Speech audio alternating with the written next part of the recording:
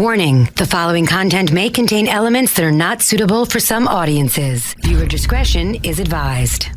Hello, kiddies. This is yours duly, John Kassir, the voice of the Crypt Keeper. And you're listening to Slasher Radio.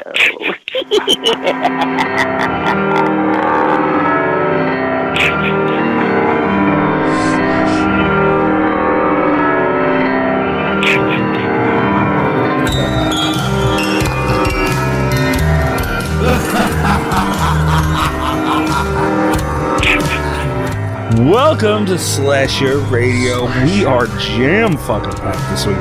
As always, Bones, Cat, and Rob. Guys, what's going on? Too many goddamn people in here. Someone's hands on my leg. I don't know what's going on. I'm feeling a little uncomfortable. The three of us are joined with two guests, and anyone who listens to this show, even semi-regularly, should be familiar. We're joined by Ghost and EyeRChris. Guys, what's happening? Hello. What the hell are you doing here? I don't know whose toe that is, but I appreciate the effort. I have a feeling it's Rob's. It's quite the week for Ghost. She gets to hang out with me twice. Yeah, fuck you. I don't wanna. Wow. Remind me to send you links to the suicide hotline, Ghost. Thank you. I'm gonna need them. So, all right, guys. Well, this is we're off to a roaring start. What the fuck did we do last week? Dear. What was last week? Was it the Invisible Man? I was going to say it was the Invisible Man, but that's the one that just came out. Hush. Hush, that's Yes, right. Hush. we just hushed last week. Oh, yeah, that's right, because you suggested one of my favorite movies and then complained about it. Anyway. Wow. I didn't complain about it. I just said it's not good. That sounds like complaining to me, Rob. No, I didn't even say it's not good. I just said it didn't hold up on a rewatch for me. Unless it can compare to rubber on top of its pedestal of gold tinfoil, nothing will be better than it. I mean, Chris does have a point. But, yeah, I think Hush was awesome. Ghost and Chris, what do you guys think of Hush? Love that movie. That's the one with the lady trapped in the house who's deaf, right? Yes. No, that one was pretty interesting, I thought. It was a good concept and excellent use of audio. Yes, agreed. All right, so, yeah, we hit up Hush last week, so anybody who is maybe joining us for the first time, go check that out, because that was a pretty big movie. It was like one of those low-key kind of things, but it's just one of those movies that were really good, and it caught on. And that goes to show you that, I mean, you don't need huge theatrical releases, especially nowadays. But, you know, if it's good, people will find the damn thing. Yeah, that was I believe it went straight to Netflix movie that, yeah, it started picking up steam. I heard people talking about it online, so I went and watched it, and it was really good. Turns out Mike Flanagan is really good. Who knew? Yeah, I heard about it from my circle of horror YouTube channels that I subscribe to. It came up a couple times. I'm like, this seems interesting enough, and it was at least well worth the first watch. Oh, please, don't know God. about the rewatch. Tell me you have a YouTube channel, Chris. To put my dumb little clips on that I record off Xbox, but that's about it. Oh. No, his posting's on Pornhub. Yeah, that's where Chris got his stuff up.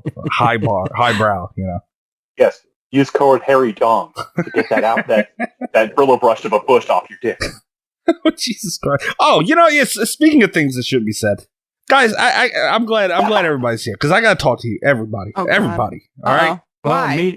Powwow, everybody. Yeah. Everybody's in trouble. Jesus. I feel like while in timeout. Huddle up. Shit. Ghost did it. It's Rob's fault. It is Rob's fault. No, it's always my fault, according to you guys. It is Rob's fault. And it's almost Kat's fault. And you know what? And it's Bobby's fault, too. He's not even here right now. I buy that. Look, this show has... I feel like this is a horror court moment. I feel like it's kind of... I don't know. Are we going to have horror court with me every week? Because that doesn't seem fair. You keep getting in trouble. So, my thing is, this show, we're not... what was the word? We're not a conservative show.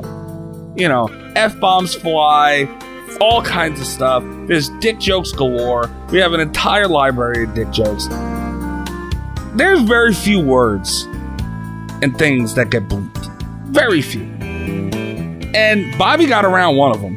Then it's the C word, rhymes with talk. And he got around it because he found a cute way to say it that I found funny. So I couldn't even bleep that. Now, Rob's getting bleeped left and right. Kat was right on the verge of it. With the fucking hunt. She was like right there. I could feel it coming. What's going on here, guys? We're turning into a filth foreign filth fest. Look, I have got to speak my truth, Mikey. All right? And if you feel like you have to censor that, that's on you. That's not on me. Oh. I would also like to blame my outrage on Rob. I would too. Because he brought up the hunt, so... No, Kat. The fucking hunt.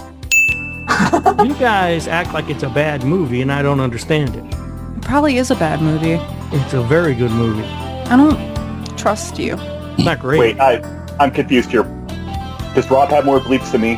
Probably. Yeah, at this point... I mean, the last couple of weeks have been pretty rough for me, Chris. He racked up 3 last week. And I don't even... At least 2 to 3 this week already. We didn't even start the show. He racked up bleeps before the show started. That's it. I need to take back my crown. I need to find something. Oh, God. Why are they even It's saying zombie that? strippers. Next week's horror report is going to be us complaining about Mikey for bringing this up right at the beginning of an episode, because now all of Chris's bleeps are on you. Damn it. I want to know how I got roped into this, because I have never said anything you've had to bleep on this show. Because I'm on my best behavior always. you want to know why? Because I look at you and I see trouble. Oh, All right, and you hang out with Rob, excuse me. and Accurate. Not. he's a bad influence. No. She was this way when I met her. You found her like that. I have not changed. Well, I have always been this way. I just wanted to bring it up. I mean, this is turning into a filth foreign filth fest, and bleeps are going to start being enforced. Like, I let the C word fly last week, and I didn't even realize until after. I'm like, damn, I let it go. Ah, fuck. Now I got to bleep. Damn. Now you got to bleep yourself, you dumbass. Son of a bitch. It was just Rob wasn't talking about cooter. I think we could say cooter. Cooter? Yeah, I don't think you're gonna bleep that. No. It's a weird choice, but we can say it. That is an odd choice. Cooter. Well, I didn't want to go for the British euphemism. I don't want to know what it is. That's fair. I feel like it's going to get bleeped. I don't know what it It is. will. rhymes with- It it rhymes with 100%. hunt. Yep. See, yep. That's one of the words that'll get you I bleeped. thought you were talking about Fanny. Also a weird choice. Yeah. What? That's the British use that. Yeah, when you're gotta have the pinky out. Oh, come on, Chris. That's gross. Anyway. See where you started, Mikey. I'm sorry. I shouldn't even. Apparently, I Oh shouldn't my have brought it up. I didn't know my throne was challenged. Me talking about how we were getting bleeped too much ended up with more bleeps. So this was a complete failure. Yep. Basically. Oh my god. Anyway, moving along. God, I can't do nothing. I can't believe you tried to call me out right at the beginning of an episode in front of guests. How embarrassing. They're barely guests. I just rolled out from underneath 5-piece cellar, man. I just sleep down there now. Yeah, I mean, come on, barely guests. Gee. Just so anybody know, we got a few voicemails to go over this week. There's another thing. Oh, good. We got some, huh? Mm-hmm. One of them is... Well, one of them are... we're going to have to analyze one of them. So I'm going to leave it at that. But we actually got a bunch of voicemails this week, but I don't want to blow our load in, real quick in one episode. So I figured one voicemail per show, and, would be suffice depending on the volume. So, that all depends on you guys. This week we're going to get 2. I saw that a lot of people on Twitter were retweeting and stuff, and I thought, oh, hell, a lot of people are going to call. It's going to become just a call-in show. Well, see, yeah, that's kind of what this would be. And, we got a lot of people on here. We got a lot of stuff to do, some shit to talk about. So we're going to limit it. And we're just going to play 2 of them. And anyone who wants to leave a voicemail, we'll discuss whatever you want to talk about, anything horror-related on the show. The number is 917-397-KILL, 917-397-5455. I got my fingers crossed for Kat's mom. Yeah, me too. I thought the plan was always to turn the show into the horror version of Coast to Coast AM. I think the horror version of Coast to Coast AM is just Coast to Coast AM. That's funny. Oh shit! Wait! I almost closed this entire call. That would have been bad news. All right. Here's the first one, guys. All right.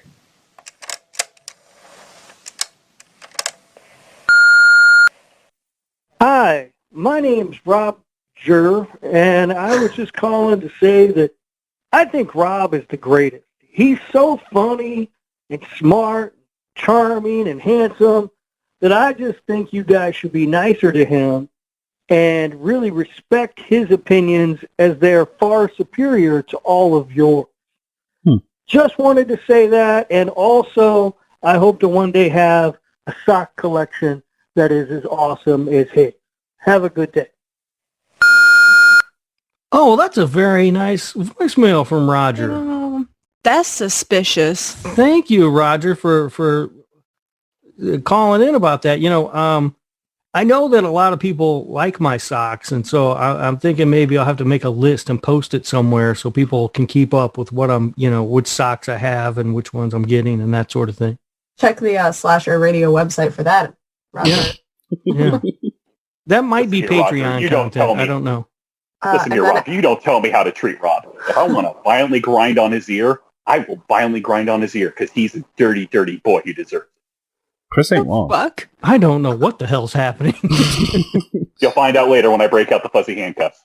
All right. Oh my God. Fair enough. Wow. Yeah, it's fuzzy. Okay. They'll be comfortable. Rob, I mean, Huh?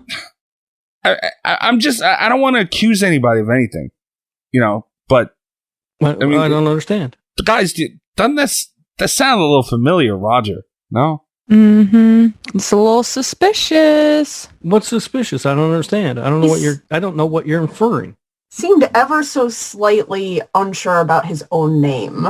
Yeah. Yeah. I did hear the stutter, but maybe it's just a speech impediment. It could be. If the next voicemail is from Roberta, I might have my doubts.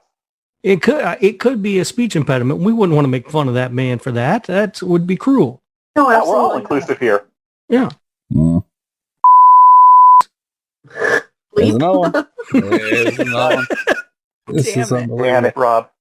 Can't have nothing. This is why we can't have nice things. Can't have shit, man. Hashtag demonetized.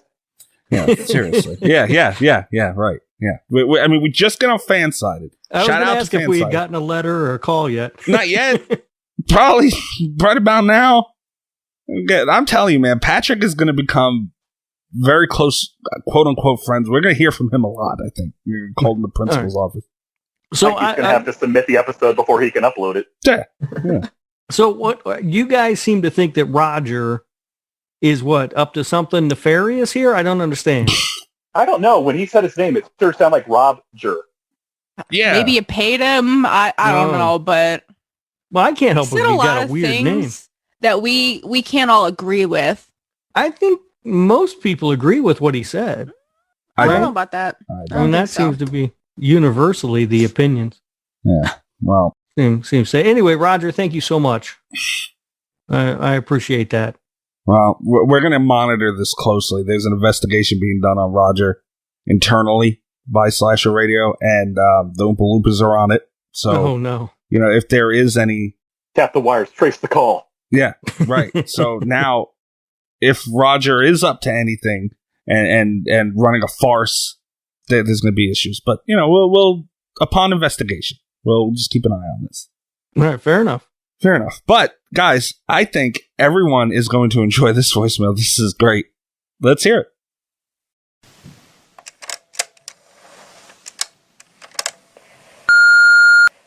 Hey, Mikey Bones, it's the one and only Amber, top of Twitter. As a girl, I just want to know if you could help me figure this question out. Where in the hell does Rob Humphreys get the title for all of the movies that he watches? Honestly, because I want to avoid that search engine at all times. If you could help me out with that, greatly appreciate it. I had nothing to do with that. I call I shenanigans think- on that call. That was one of you guys. She brings up a good point. I because have he some looks at insight. Fucking Santa Jaws and is like, I have some I'm gonna insight waste on my this. time with- Oh, hold on. Let's not criticize Santa Jaws, but No, let's criticize Santa Jaws. I'm sorry, Kat. Can't do it. no. However, I do have some inside information for Amber, my dearest. Love her. Rob has a bucket just filled with words, and he just pulls them out and then searches for that movie. And that's what he does to find all the stupid shit that he watches. I don't. What is stupid that I watch? I don't know. Everything. Santa Jaws. Okay, Santa You were Jaws. disappointed Zombie Beavers wasn't a porno. Zombievers is a great Zombievers movie. is, yeah, that's solid. Actually, Zombievers is really funny. I feel like Kat is a casualty right now. I just want to say with Santa I Jaws. feel like I'm attacked personally for Santa Jaws and Zombievers, but No. I'm not the one on trial. What? No. It's all Rob. It's Rob's fault. He's the one that introduced you to it, so it's all his fault. It's not yours. Not Zombievers. I never even mentioned Zombievers. No. I'm before. talking about Santa Jaws. Oh. Still. No. She was a hero. God damn it. Well, I mean, shout out to Amber, Amber Scroggins on Twitter, and anyone who follows us, Scroggins6 on Twitter. Anyone who is familiar with the show knows Amber. She was on our roundtable for the anniversary episode too. Yeah, she was. Yeah, That Amber's was fun. awesome. We should do something like that again and never. We're kind of doing it now. Yeah, I know. Yeah. But yeah, I mean, Yeah, Amber. Rob, honestly, I had nothing to do with that. All right. Mm-hmm. We'll see. But Rob, Let's see how you guys are. Answer the poor girl's question. Where do you come up with these? I mean, you just sent us. We got to watch The Rat and some flying shark. It's not thing. called The Rat. It was called Giant Terrifying Rat or Oh, something. excuse me. I mean, come on. Don't worry. The Rat, you make it sound stupid. Oh, so I wouldn't want to do that. Rob, just to help you out to keep you with your theme, the next movie you need to watch is Bad CGI Sharks. Well, I did find there's a movie coming out soon called Sky Sharks that looks pretty awesome. Are you sure That it's is not just Sharknado? No, it's No, this is flying sharks that look like they're attacking planes or something. I'm not certain that Rob just hasn't stolen the entire sci-fi video library. The movie it wasn't called The Rat. It's called Big Freaking Rat. That's what it's called. Yeah, That's come even on. worse. Get it right. Excuse me. To answer the question honestly, I don't search for these movies. These movies search for me. Because I find them on a great resource for these movies is Amazon Prime. They have a lot of great horror movies on there, like Attack of the Killer Donuts and Killer If you Pinata. If you watch a single one of these movies on Amazon Prime, it will be your entire Prime suggestion queue Yeah. forever. And that's the other thing. Yeah, you end up getting suggested a lot of other movies based on what you've watched. So that's how they come to me. I don't seek them out. I'm just here to enjoy them. They also have Survival Pinata Island, which amazing. Yeah, Killer Sofa. that's a good one. Although it's not a sofa, it's it's a chair, and that irritates the hell out of me. Yeah, you It's a vented misnomer. about the poor chair quite a bit.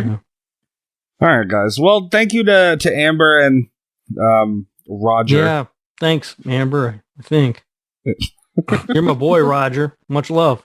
Yeah, well, we're going to limit Roger's appearance on the show. But anyway, so do you guys want to get into the news? Because we got a lot to get into, and we got to kind of breeze through it. Yeah. It's time to hump the news with Rob Humphrey. He's not a genius. There's a lot of news.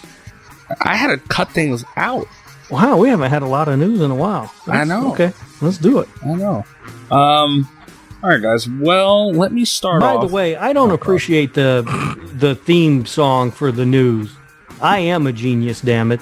What are you talking about? What do you mean? For the record. Well, I mean, it's been like that for months now, Rob. Are you just now saying something about it? I just noticed it. You just noticed it? I'm not For the observant. record, you called yourself So- dumb the other day, so You did. So Rob I was admits proving the he point, records, Gus. but he never listens to his own show. He does. Oh, Yeah, trust me. I listen. Trust me, I listen. I got to listen to see what Mikey's going to beep and cut out or whatever. Yeah. Well, there will be quite a few in this one, so spoiler alert. All right, guys. Everybody check your phones real quick.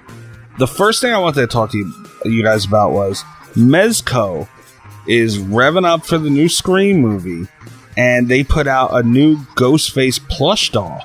And this thing is fucking awesome. That's going to be a need for me.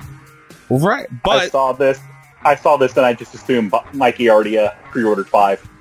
I'm thinking about it. My problem with it, and it looks awesome. It looks phenomenal. It's an 18-inch plush Roto doll. I don't know quite what Roto means, but it's awesome, man. Like this thing that looks like a little miniature Ghostface, and it is $95. Never mind. I'm out. Yeah. Hard pass. Yep. It's the boots. That's what costs them so much. I mean, it is kind of cool looking, and honestly, it's something that I would buy for $30. Right. His face kind of does look like he saw the price tag. Yeah. That's hilarious. I thought I wasn't going to be able to live life without this thing until I seen it was $95. But, I mean, guys, if you were to spend $95 on, if you had $95 to spend, this wouldn't be a terrible thing. Like, it does look cool as shit. And it does have which I didn't send you guys, my bad, a little, like a comparison to like a person, like if it was standing in front of a person. Yeah, it's it's kind of like a Chucky doll, like a real life Chucky doll, but Ghostface. Yeah, no, not for that kind of money. I'm out. We could just wait until the new movie 5 Cream comes out. Oh, cool, get that. Stop. And if it's bad, then maybe it'll go on clearance. I think I've already seen that movie on certain. That's on his. I didn't title it. All right. Jesus, here we go. Kat, do you have any? Already. I know. I'm sorry. You guys sound similar. Damn it. Do you have any Scream slander you would like to throw out? You're good at that. Listen, I like Scream. I just feel like any movie with Randy Meeks God. is better than Scream 4. Oh, you had a Target Scream 4 like that? Wrong on. No, I want to clarify. No. Damn. All right. Well, at least you said you like Scream. And I just love Ghostface, man. He's so fucking cool. Yeah. What? Wait, what? Yeah. What do you mean? Eh. No, Rob, I'm I'm the gonna one that does fucking the fight you. slander. I mean, Ghostface is okay. Oh, hell. It's okay. Hold on a second, guys. Just for that, Rob's gonna have to spend some more time in the cellar. Yeah, hold on a second. Hold on. Rob, what's wrong with Ghostface? Well, he's a clumsy ass slasher. So? When you think about it, he's always falling downstairs and tripping over his own legs and stuff. Well, running, if you chasing think people. about it, in every movie, it's a rookie. It's his first time out. I mean, it's his first day on the job, Rob. That's another problem. A lot of times it's a teenager. I'm just calling it 5th movie. It's not going to be the main villain. It's his sidekick that went on to play Shaggy in the Scooby-Doo movies. He's coming back. You ain't going to stop him this time. If they do anything besides make Sidney the killer in the 5th movie, they've dropped the ball. Stop talking that evil. Rob, I'm gonna fucking fight you. Sidney needs to be the killer. This is ridiculous. I don't want to spend too much time on this, but Rob, you have some gargantuan balls. How dare you slander poor Ghostface, and you're a fan of a killer tire. Well, you don't mess with Robert. After watching Rob just went to the discount tire, bought a big old wheel, and he put it up on a shelf. That's right. I got a life-size Robert. I bet you do. Yeah. Probably do. I got 4 of them. Probably on my cheaper car. than the Ghostface doll. Probably, yeah, that is true. Go to Goodyear and get a good fucking $40 tire, good to go. Alright, before I crack out another whip out of frustration, let's move on. That thing's awesome. If anyone wants to go check that out, let's go and take a look-ski. It is cool. I wouldn't pay that much money for it, though. No, I couldn't. I don't. I might still. I don't know, but what's going on? That stimulus check. If that thing comes in, I'm buying the fucker. I'll tell you that. I don't know. I'm still waiting on my other I already got the second one. We talked about this. I don't remember if it was on the show or after the show or whatever, but I got screwed on my second one, so I'm still waiting. Poor Rob. Stupid government. Or Rob, no Ghostface doll for you. Nope. Yeah. No! Alright, so the next thing I wanted to talk to you guys about was You can go and watch in August at a actual Camp Crystal Lake filming location. Friday the 13th, Jason Lives. Part 6? Yeah, I think that's part 6, isn't it? Are they showing it at Camp Crystal Lake? No. See, that's what just threw me off right now. Yeah, I was going to say, that one wasn't Part shot 6, there. I think, Part 6 was filmed in California. Part 6, I think, was Georgia. Yeah, that's where they're showing this in, oh God, Rutledge, Georgia? It's in Georgia somewhere. Georgia. That's kind of cool. I mean, August 13th to August 15th. That's right around my birthday time. Okay. Road trip. Maybe. My dad lives in Georgia, too. I could go down and stay at his place. Yeah, looks like Rob's going. There's a plan coming together here, folks. Lodging's already taken care of. Maybe I'll call Roger and see if he wants to go with me. God, that would be interesting. I mean, I when I seen this, I assumed it would, just like Rob, it was going to be the Camp Crystal Lake, the actual one, Nova Scotia, whatever it is, in Jersey. Hate Jersey, by the way. They get very expensive, so I was already like cutting out of it. I'm like, yeah, probably not. No, I mean, I don't see any prices listed for this. I don't know if it's like just been announced or something, but this might be a go. Does it say what location it's showing at? It's saying Georgia, Rutledge, Georgia, Hard Labor Creek State Park. So. Oh, okay. Yeah, I don't know. Okay, I didn't know if it was going to be like at the cemetery that they shot at down there, or yeah. Oh wow, it'd be kind of weird, I guess. But one autograph, your item. It doesn't tell how much. Oh, it's sold out. Oh, admission $150. Well, no, never mind. I got the Blu-ray. I can just watch that. All right. I can go stay at my dad's house and watch the Blu-ray.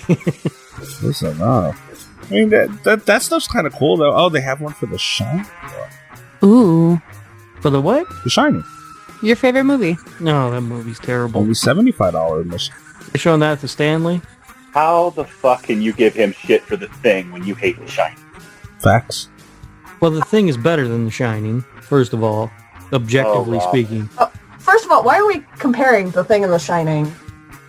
Two very different movies. They're They're different two very categories. iconic movies. Wow.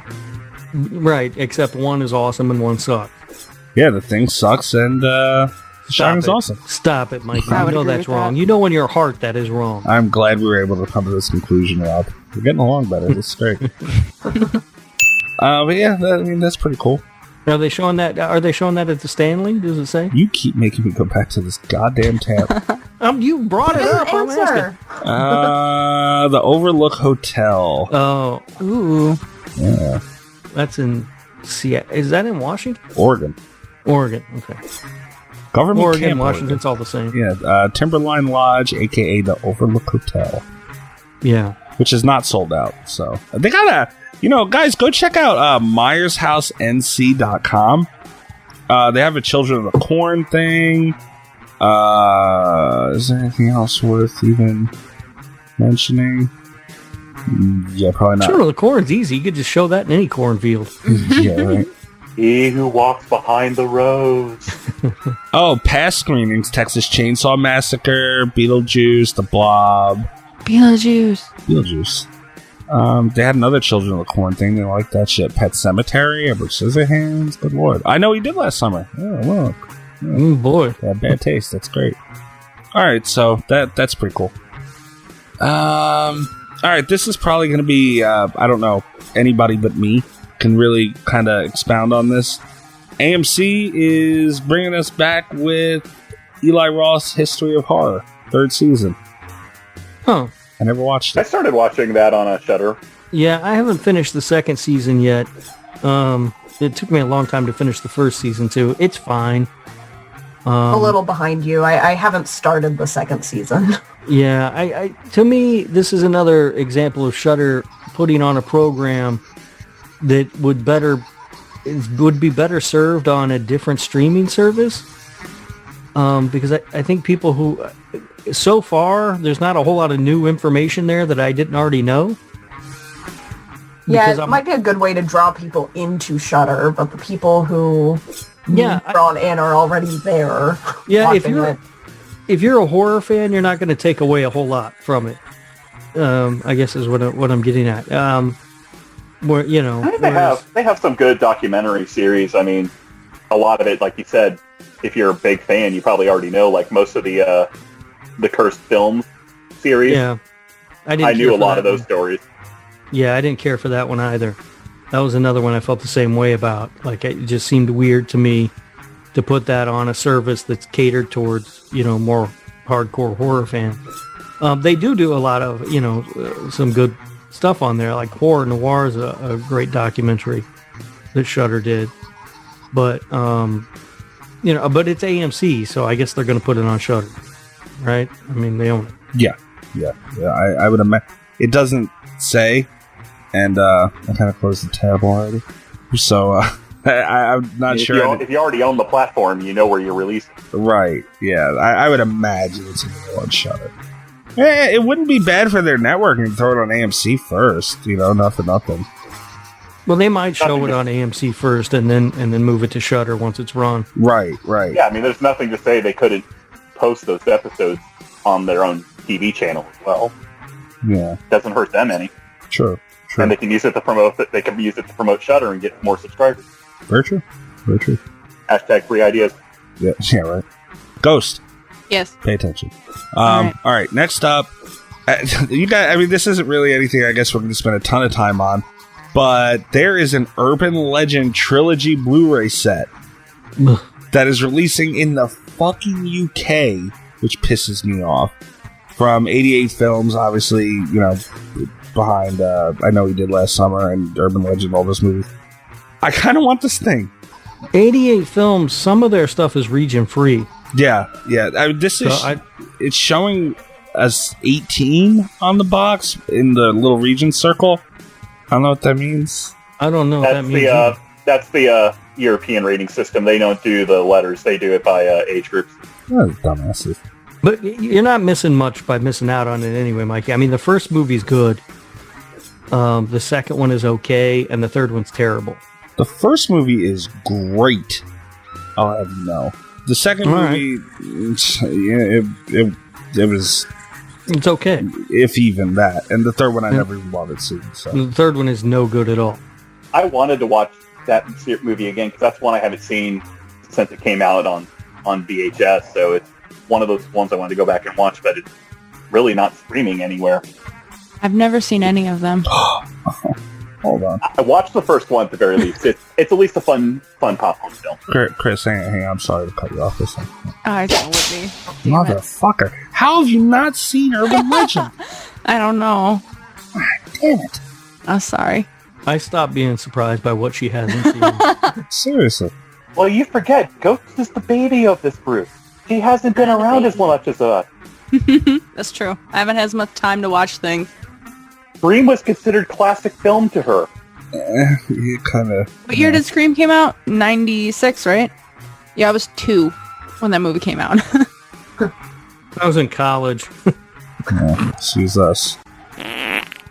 I liked Urban Legend a lot. I don't remember... So, I really liked Urban Legend. I remember thinking the second one was okay.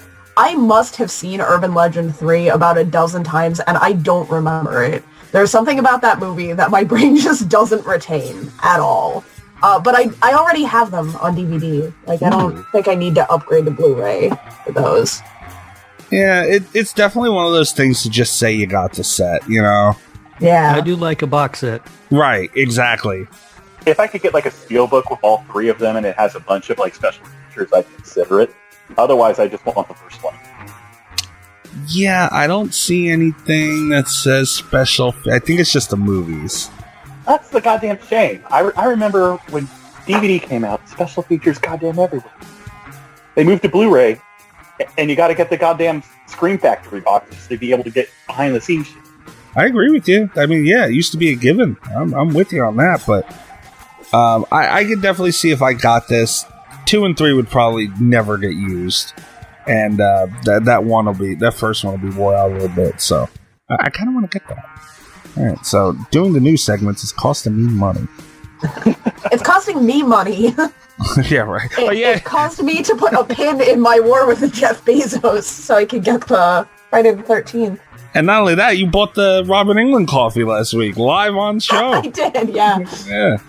The new segment is just Mikey going through his online shopping cart, seeing what's in there. Essentially.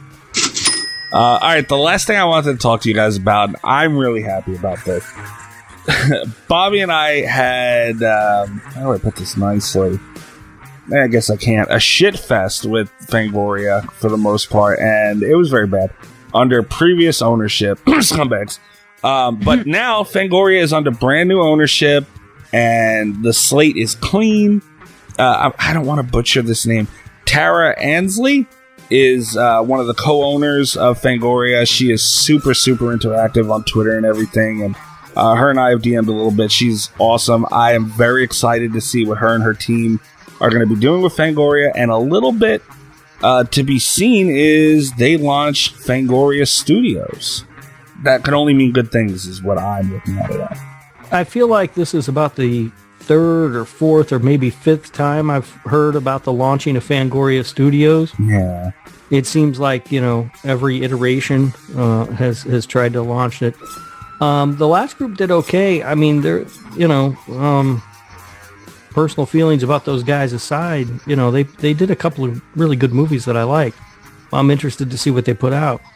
It bears the Fangoria name, so it's worth paying attention to. As long as they cleaned house and we're starting fresh, I'm always willing to give them a good new shot. Right? Yeah. And that's what they did. They got all the scum up out of there. And I'm excited to see what they throw down. I'm still waiting on my new issue to arrive. Seeing pictures of people getting theirs. And I don't have mine yet. And that makes me mad. I wonder if it's digital on Amazon and I could get it delivered to my Kindle. He said Kindle. It's a funny word to me, I'm sorry. Out of all the vile, disgusting things that comes out of EyeRChris's mouth, the most adorable thing I've ever heard him say is Kindle. Like, I just didn't expect Kindle to come out of his mouth. So. You don't have a Kindle, Mikey? No.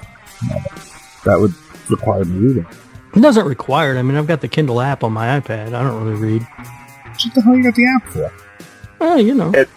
My Kindle Fire is actually great on road trips. You just download a whole bunch of movies and TV shows to it, and I just watch it on the plane and shit.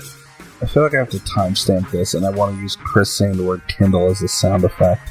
Yeah, Kindle. You want more sound effects? Be like silence. Ooh, harder, Daddy. Wow. There you go. Okay.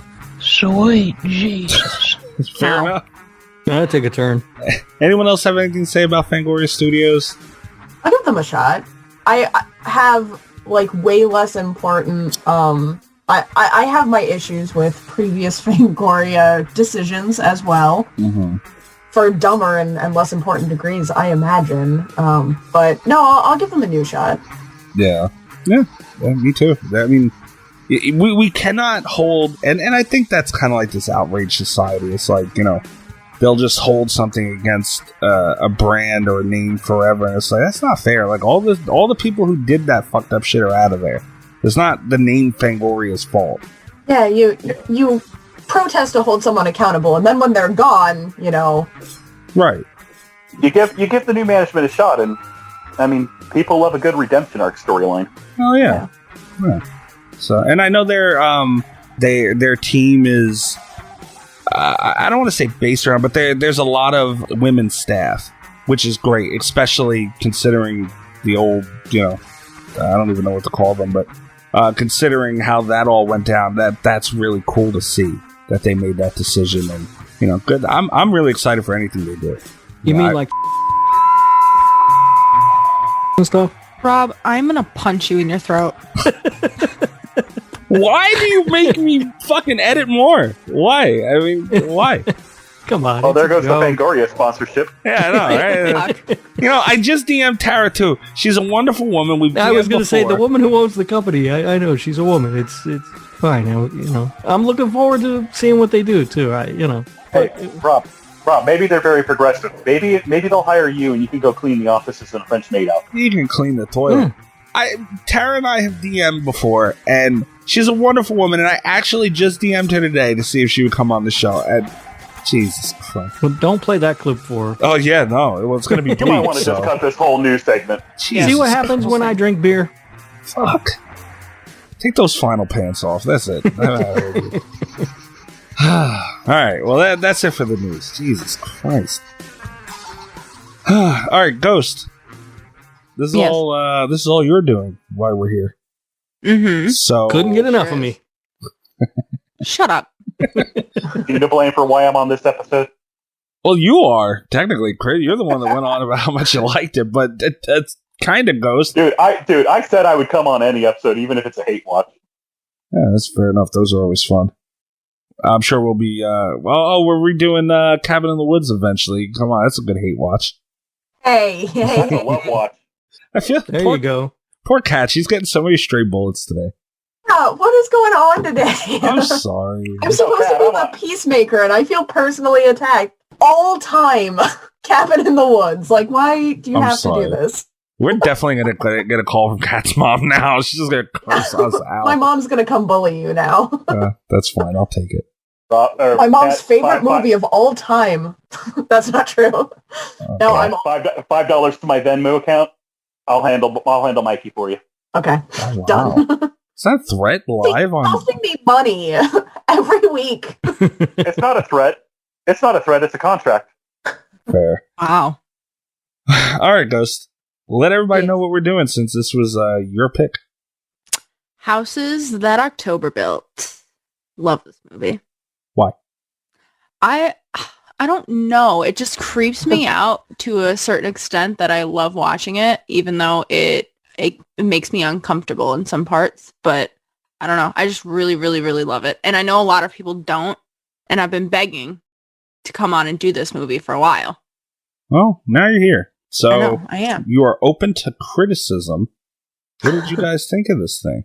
Uh-oh. I will say I liked it a lot better today. I've been I've been procrastinating this since I found out we were doing it.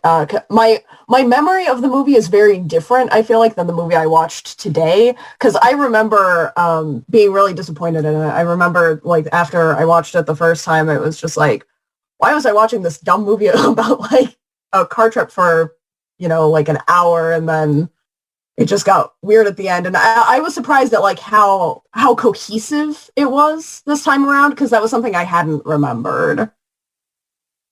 That's interesting because I had the exact same opposite relationship with this movie. Of Really? course you did. I You hate liked it. everything on a second watch. I liked it a lot the first time I saw it. I hadn't seen it in a long time. Rewatched it today, and what is it? It's got like 84 minutes or something is the runtime on it?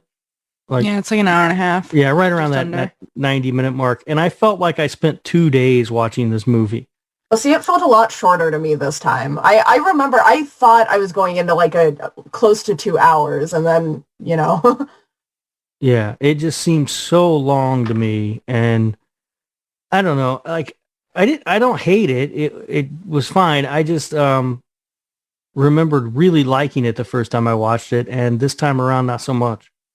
It seemed a little on the boring side, I guess. Okay. Chris, I mean, I remember you saying that you liked this a lot. I guess you're still feeling the same way after a rewatch? On rewatch, I still like it. It's the only thing I have a problem with is the connection and the only of how all the houses link together, just because people keep appearing in places they shouldn't. And the only way I can describe it is this movie is basically has some fuck around and find out energy going with it, where very first place they stop, they fuck around with at the haunted house, and it just triggers the cascade from there for them. So it's a lot of interesting scenes, a lot of good characters, and a lot of it does remind me of those pop-up haunted houses that you find in small towns or on the road. But part of me also this time around, I was watching, I'm like, how do these people in the middle of nowhere have all this time for some of the characters, some really good makeup? Yeah, I mean, I enjoyed it overall. I enjoyed it, but it had a lot of holes, and it's hard. I can overlook some shit, it's whatever, but it had a lot, and I think this movie, its biggest downfall would be laziness in certain areas. is what really did it for me. And not did it for me. I don't want to say. Like I said, I enjoyed it, but it just kept like as much as I would catch myself enjoying it, and then something stupid would happen. I'm like, oh, come on, man! Like, damn, like that. So, I think it had a lot of cool moments. I couldn't find the budget for this thing anywhere, but I'm going to assume it was a low budget movie.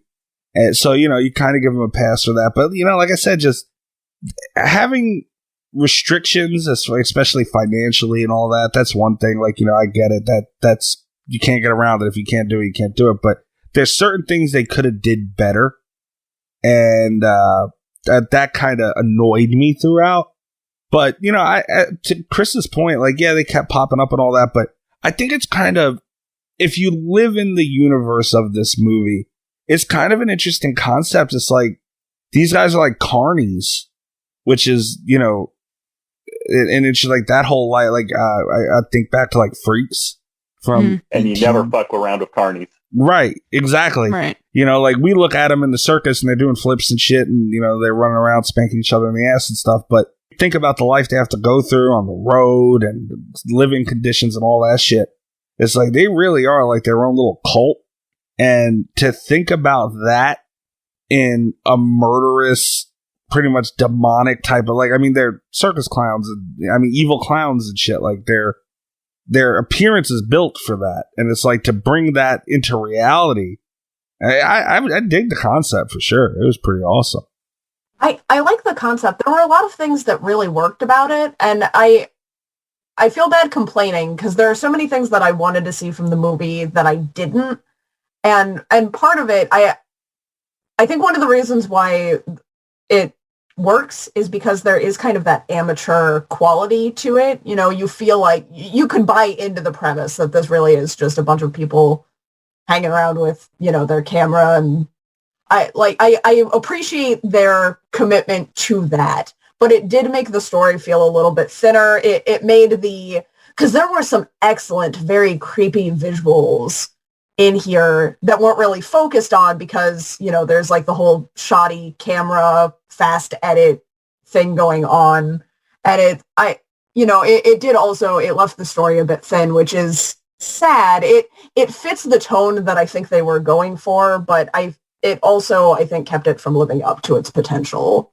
That's really how I kind of felt about it, too. There were a lot of cool moments in this movie, and then just a lot of nothing that happened to get from one moment to the next. Instead of it... tissue, storyline-wise, was definitely the weakest. It was almost like a Zack Snyder film where they planned all these cool scenes, but what connects those scenes together is road trip. A little film. Yeah. It felt like a collection of cool scenes and ideas and visuals, and then we're just trying to get from one to the next, and without really telling much of a story. And it helped with the realism, but there were a lot of shots missed also. I feel with the whole them talking, like making a big deal about the message boards for the people that own all these haunted houses. If they had some ancillary scenes showing them, like especially after the first house that they went to, that they climbed up and were making a spectacle of themselves on the roof. If they just had like scenes of like screenshots of like posts of like their message boards, warning about these people driving around to these various haunts, it would have at least made a more of a connection that the other carnies might be keeping an eye out for. Yeah, and they could have did a little more work on that. Do a little, I know there's a ton of examples, like Unfriended, like show a computer screen a little bit. You know what I mean? Like, just connect things, a little shit like that, connect things or whatever. Yeah. I think the concept we all agree is a good one. To me, I feel like Haunt took the same concept and told the story better. It helped that Haunt was a singular location too. So yeah, it's not like they hit up 4 of these places across town. No, yeah, that is true. Are you talking about Haunt with Maffei? Yeah. No, Haunt on Shudder. It's about a group of teenagers, kind of like this, where they go to one of those extreme. Yeah, that's the one with Damien Maffei in it. Yeah. It's the same one. That's not found footage either, is it? No, it's not. It's not. See, that's what I think this movie suffered from. like at moments, yeah, obviously it was found footage, but like there were also moments, even just in the camera shots alone, it did not feel like a found footage movie in certain points. Well, especially with them splicing in the news reports and whatnot, with them talking about like real incidents that happened at these, and talking about like there's no regulation, so like you never know who's being hired to work at these places. It's just like, where did those news clips come from, and how did they get spliced in here? From the cult, right? The cult finished the recording? Yeah, they said something like that, which is an interesting concept, I guess, but it kind of justifies why they make what's her Brandy take the camera in with her. Kind of, maybe. Every found footage movie, they go, why are they still holding the camera? They gave you a reason, and it was a good one. So, that served a pretty good purpose there. I feel, as far as the characters go, rather than walking around holding these tiny GoPros, they should have just spent the extra little bit of money and bought them those little harnesses that people wear to mount the GoPro to their chest. Yeah. Just like a little thing, because at least then it's mounted to their chest. Their hands are free. It's not like they're walking around holding the camera everywhere they go like tourists at Disney. I agree 100%. I just want to mention the parts where I feel they got a little lazy. And it's not really like, huge things or anything, but it's just little shit like this, which are perfect examples of just laziness. When they were at that bar, like kind of sort of towards the end, getting there, and they put the camera down at the table, and it's like the camera's down, and then there's a whole nother shot of the camera completely moved after they walked away. It's like, bro, really? Who touched it? And you didn't think to redo that, And another one was when they were getting filmed inside the RV by that clown that broke into there, which I'm sure we'll be talking about more later. One of the dudes that they were filming, his eye was twitching. It's like, how hard could it have been to go back and refilm that? It's like, just laziness with little shit like that annoys the hell out of me. It's funny that you would mention that, because I didn't notice either of those things. I noticed both of them. I do agree. I think that there were sections that could have benefited from a continuous shot, because that's something that I think they didn't really do a lot of. Right. Right, and should be done if you're making a found footage movie. Right. It would have really sold the found footage experience. Yeah. Especially the table. If the table scene, if the bar scene had been exactly the same, but it had been one unedited shot, like all the way through, that would have been, because it was already, there were elements in there that were very unsettling, elements that were very uncomfortable. Right. If they had really, really sold the premise in scenes like that, and I think that's part of the thing, is that some of the suspension of disbelief, the hurdles that are hardest to get past are also in the scenes that are the coolest, that have like the most potential to be really terrifying. Yeah. So it feels like very disconnected. I feel like we're pissing Ghost off really bad. No, I mean, as far they're as valid points. As far as like the nitpicking goes, I guess the other one goes, they were using more modern digital cameras. I mean, this wasn't like the cameras that they were using to film like in Cloverfield. Right. So why was it randomly there were video distortions, like the whole camera is being interrupted? It's not like they implied, I haven't seen the sequel, but it's not like they implied that these characters were ghosts or something. Pro tip, Chris, don't watch the sequel. Okay. But it's also not, but also unlike Cloverfield, it's not like these cameras ended up, being pulled out from under rubble after being carpet bombed either. So it's like, why was the data corrupted on so many of their cameras? To remind you that it's a found footage film. Yeah, but there's so many things. You shouldn't have to be reminded of that. You should be able to tell. But with all the editing, you had to be reminded of it. Yeah, right. And Chris is 100% right. Those cameras were way too clear to be found footage. I mean, Ghost, this also isn't found footage 3D where the cheesiness was brought. That's what made it fun. It was campy. I'll hold on a second. I'll have you know, Found Footage 3D follows me on Twitter. All right, so let's be nice to the people at Found Footage 3D. I like the film. Me too. But part of the fun is in a little bit of its campiness and its hand waving of how they're doing the 3D, like, oh, maybe we'll just put two GoPros side by side so you have the left eye, right eye thing. I mean, with maybe a little bit of digital magic, you can make that work. But they constantly put the gimmick up front and make you never forget it. But this one, like the camera's glitching and whatnot, that's kind of like been a staple of like even the Paranormal Activity series, where when the demonic shit starts happening, the cameras kind of freak out. This one, there's no explanation for why the cameras were glitching. Ghost, do you have anything to counter that, or what do you have to? Listen, what's your rebuttal? I never said this was a perfect movie. For me, like, the first time I watched this movie, I was in college still. My sister actually was the one that was like, "Hey, let's watch this movie," and we did. I never noticed any of those things until everybody pointed them out. Okay. I think for me, like, I don't want to say I'm more of like a casual viewer, because I do really enjoy movies and horror in general, but like when I go into a movie, I'm not looking for fuck ups or things like that. I'm just there to enjoy the movie, you know, have a good time. So those things don't bother me as much, I guess. I don't know. It's like I said, it's not a perfect movie, but there are a lot of really good scenes in it. There are. That are creepy, and I think it does a good job of kind of conveying that really unsettling feeling in a lot of those scenes.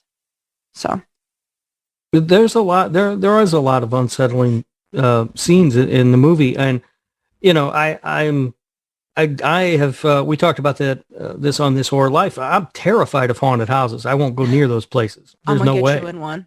It's No, happen. no, Yep. I will not. So there was a lot of, you know, any scenes where they were inside the haunts made me uncomfortable just watching it, just because it gave me that feeling of being inside one of them. So I did like that. But my biggest complaint, I guess, was the lack of story. And then also it made it really hard to suspend my disbelief on a lot of stuff, because I just kept thinking, well, there's no way I would find myself in this situation. There's no way I would make this decision. I would never do that. You know? I mean, that happens in most movies, let's be honest. Most horror movies are like, why the fuck are you doing that? Yeah, Stop. I mean, Turn I'm just around, saying, go back. if I made it to the point where I got to Bourbon Street, I'm not going anyplace else. You could find me just bouncing from bar to bar, drinking Hurricanes all night. I'm not going anywhere else. Rob, admit it, you would never leave that Halloween strip club. That would be hard to Zombie peel me out of there. strippers. That is the one place that they did go in this movie that I could see myself enjoying. Hang on, guys. I didn't want to be the one to bring it up, but since it was brought up, Uh-oh. why? Big old titties! Yeah. Okay, yeah, they were, but That was the most realistic thing in the movie, because if you No. it was. If you give a guy a camera and you go into a strip club, like, that is, I think this is the one movie that gets a total pass for overshowing boobs. Like, that's what he would have been focused on. That checks out. That sort of But- presumes that you can overshow boobs. well, not only that, dude. Why is the fakest fucking pair of boobs I've ever seen in my life the first pair of titties you got to show? That's not Don't look away intelligent. from it. He's Oh. like, You're one of those guys, huh, Mikey? People will say to me, they're like, you know her boobs are fake. I'm like, I don't care. Oh, dude, come on. Doesn't matter to me. Those things, Jesus Christ. they Um, were stationary. Are you forgetting? Yeah. Bones, Mhm. are you forgetting where that club was? That was in Texas, and everything's bigger in Texas. Yeah. But those are fake. Oh God! Like I don't want to get lost in the woods on this, but I'm just gonna say, boobs are not a big part of horror movies, but you know, it's the trope. You know what I'm saying? So if you're going to do that, there were nice boobs in that movie. Don't get me wrong; they really were. Like, why would those be the ones you see first, see for the longest, and are most prominent? Like, you could have picked a whole bunch of other stuff. Just because hers cost the most because they were fake as hell doesn't mean they should have had, I don't know. Listen to this wait. guy over here. I Oh, couldn't you believe showed it. me the He's- wrong pair he's of boobs passionate. too much. Yeah. Mikey, Come on. Mikey, they went on a Friday night. That was the A team. It's not like they went on Wednesday. It was that was the triple D. That daytime was the trip. still, that was to the be tri- that fair, when they showed up. That was the Oh, not okay. It was the 18. trip. It was the triple D team. Okay, but Okay, fair. it's not like going on a Wednesday afternoon where you're expecting to see the strippers have bullet wounds. in a club like that. I don't really know what to expect to see. Yeah, I was saying, like, they definitely had the wrong pair of boobs prominent on that. I'm just saying. I just wanted to point that out. That was poor decision making. To say. That's all I'm done. I got it out of my system. I feel better. Kat, what's your opinion? Well, my opinion, it's not even about the boobs. It's why were they focused on the girl? Because she was also the one with the fake mask, right? Some of those strippers had really awesome makeup going on. Like, I wanted to see more of that. Yeah. I mean, well, I'm sure you did.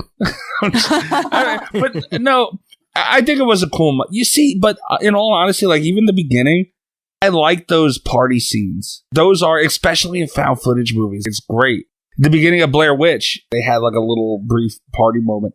And like those are fun because, you know, it brings a little bit, like, found footage is supposed to feel real, you know, and party scenes like that make them, you know, it grounds you a little bit. It's relatable, all that stuff. It's entertaining. So I do like those moments with the pause in them. See, you guys talked about how there's, you know, it doesn't feel like there's really a storyline in those road trip moments, but like to me it felt real because the banter felt real. Like I felt like I was back, like hanging with, you know, my friends in college and shit, where we would just say the dumbest stuff. No, not go to titty bars, but just say dumb shit and make fun of each other the whole time, you know, like, so that felt really realistic to me for a road trip. I will give the cast credit for that. They did feel like a group of friends, which is often something that kills horror movies, especially low budget ones, is, you know, you'll get a group of what are supposed to be friends together and they don't feel like friends at all. Like it's my biggest complaint probably about Friday the 13th Part 3 is that none of those people seem like they would be friends. I'll give the banter a lot for this one because it was more fluid, and let's face it, at this point I'm looking for an excuse to pull off the clown. But I think that they probably feel like they were friends and have that sort of chemistry because they probably were. I didn't look into this too much, but I would guess that, you know, that's the writer and director got a group of his, you know, actor friends together, people that he hung out with all the time, and put them together. The one complaint that I had about him was I had a hard time distinguishing their relationships between the individual characters and how, you know, what their relationship was with the others, because some of them were friends, but then one of them was the girl's brother, but I could never quite figure out exactly who it was, you know, and I didn't get a sense of how they related to one another. It really, this cast, you have Mikey, the big bearded guy, you have Brandy, and then you just kind of have three interchangeable white guys, which I'm still not even sure who was the first one grabbed in the alley. Yeah, you know, like, I sort of agree with that, yeah. Mikey and Brandy were definitely standout characters because they were different, they were distinct. The other three characters, other than what was it, the driver who had like all the farm poems and rap songs and whatnot. Real talk, though, I would buy that book of poetry. Oh my god! The house that October built wanted to release a Kindle poetry book. You can have like my 99 cents or whatever for it. I forgot about 99 his cents. I forgot about his rap. His rap at the campfire? Oh my god, that was awful. But it being awful, I think, is what made it feel more real that this is a group of people, just because who's busting out real thick rhymes than a bunch of drunk white dudes around a campfire? I mean, yeah. I mean, speak for yourself, Chris. I spit straight fire. That's a fucking lie. Straight up lie. Hold on. Don't say that ever again, please. Oh my god. You guys don't know. All right, lay it on us right now, Rob. Right now. Well, we can't right now. I mean, why not? You know, it's late. I'm tired. I've been drinking. DJ Mikey, drop the beat. I don't really have many beats. Hold on. You know what? I got a beat for Rob. There you go. We saw that, Rob. Before we get too far away from that horrible thing at the campfire scene with the rapping, another thing that annoyed me with this, and I feel bad that I'm bringing up all the bad points, but we'll get to good stuff, I promise. It was like they had really stupid moments too, and you guys kind of touched on horror movies are gonna have stupid moments, but like, dude, why? Like this creepy fucking dude comes out of the woods. Like, he looked like Tony Todd. Like, that's how creepy he was. Oh my god! You're gonna just sit down and have a fucking beer with him, like, hey, how you doing? And it's like, dude, he told you right out of the gate you're in his shit. Like, you're at his campfire. He looks pissed off. He's scary looking. and you're just going to sit down and chill with the guy and talk to him. Like inviting the little girl into the RV too. Like what? They did not invite her in. She just walked in. No, Do they you think brought that's her one in. of the scariest moments? Yes. Like in the movie, is Hands he down. steps outside, he starts acting weird, he comes around the corner, and then she's just there, and it's like, oh shit. Circling back to the guy that came out of the woods, like Mhm. the one thing that would have ended that scene, that would have capped it off, was when he comes out. He's like, "What are you doing by my fire?" Right? I would have left. And then they all start talking, and he does the whole like, "I just love all this backwoods stuff." What do you mean backwoods? Right. And he just stares lasers at the camera, like right before the scene ends. Like if it was just he breaks characters, like just fucking like that would have at least felt more human, but it would have also felt the whole thing of like the Carnies being aware of who these people are, like them keeping an eye on him at least. Right. The way they handled it, it felt like it just that scene just ended. Right. Yeah. You know, and yeah, they needed to go one way or the other. Like Chris was saying, they either needed to turn it around to where he's like, I'm just fucking with you, or, you know, they need to maybe have a jump in time and show that they're all sort of friends and laughing and joking around the fire with the guy. Or, you know, he needed to, you know, basically want to beat their ass and chase them off. It had to go one way or the other. It didn't. It just stopped. It was weird. Yeah, like even going the other route, like if he was honestly pissed off about the backwoods comment, like just have him rip his belt off and just start tanning that ass. Something. Give us something, man. It's just I don't, little stuff like that. And see, Kat is right.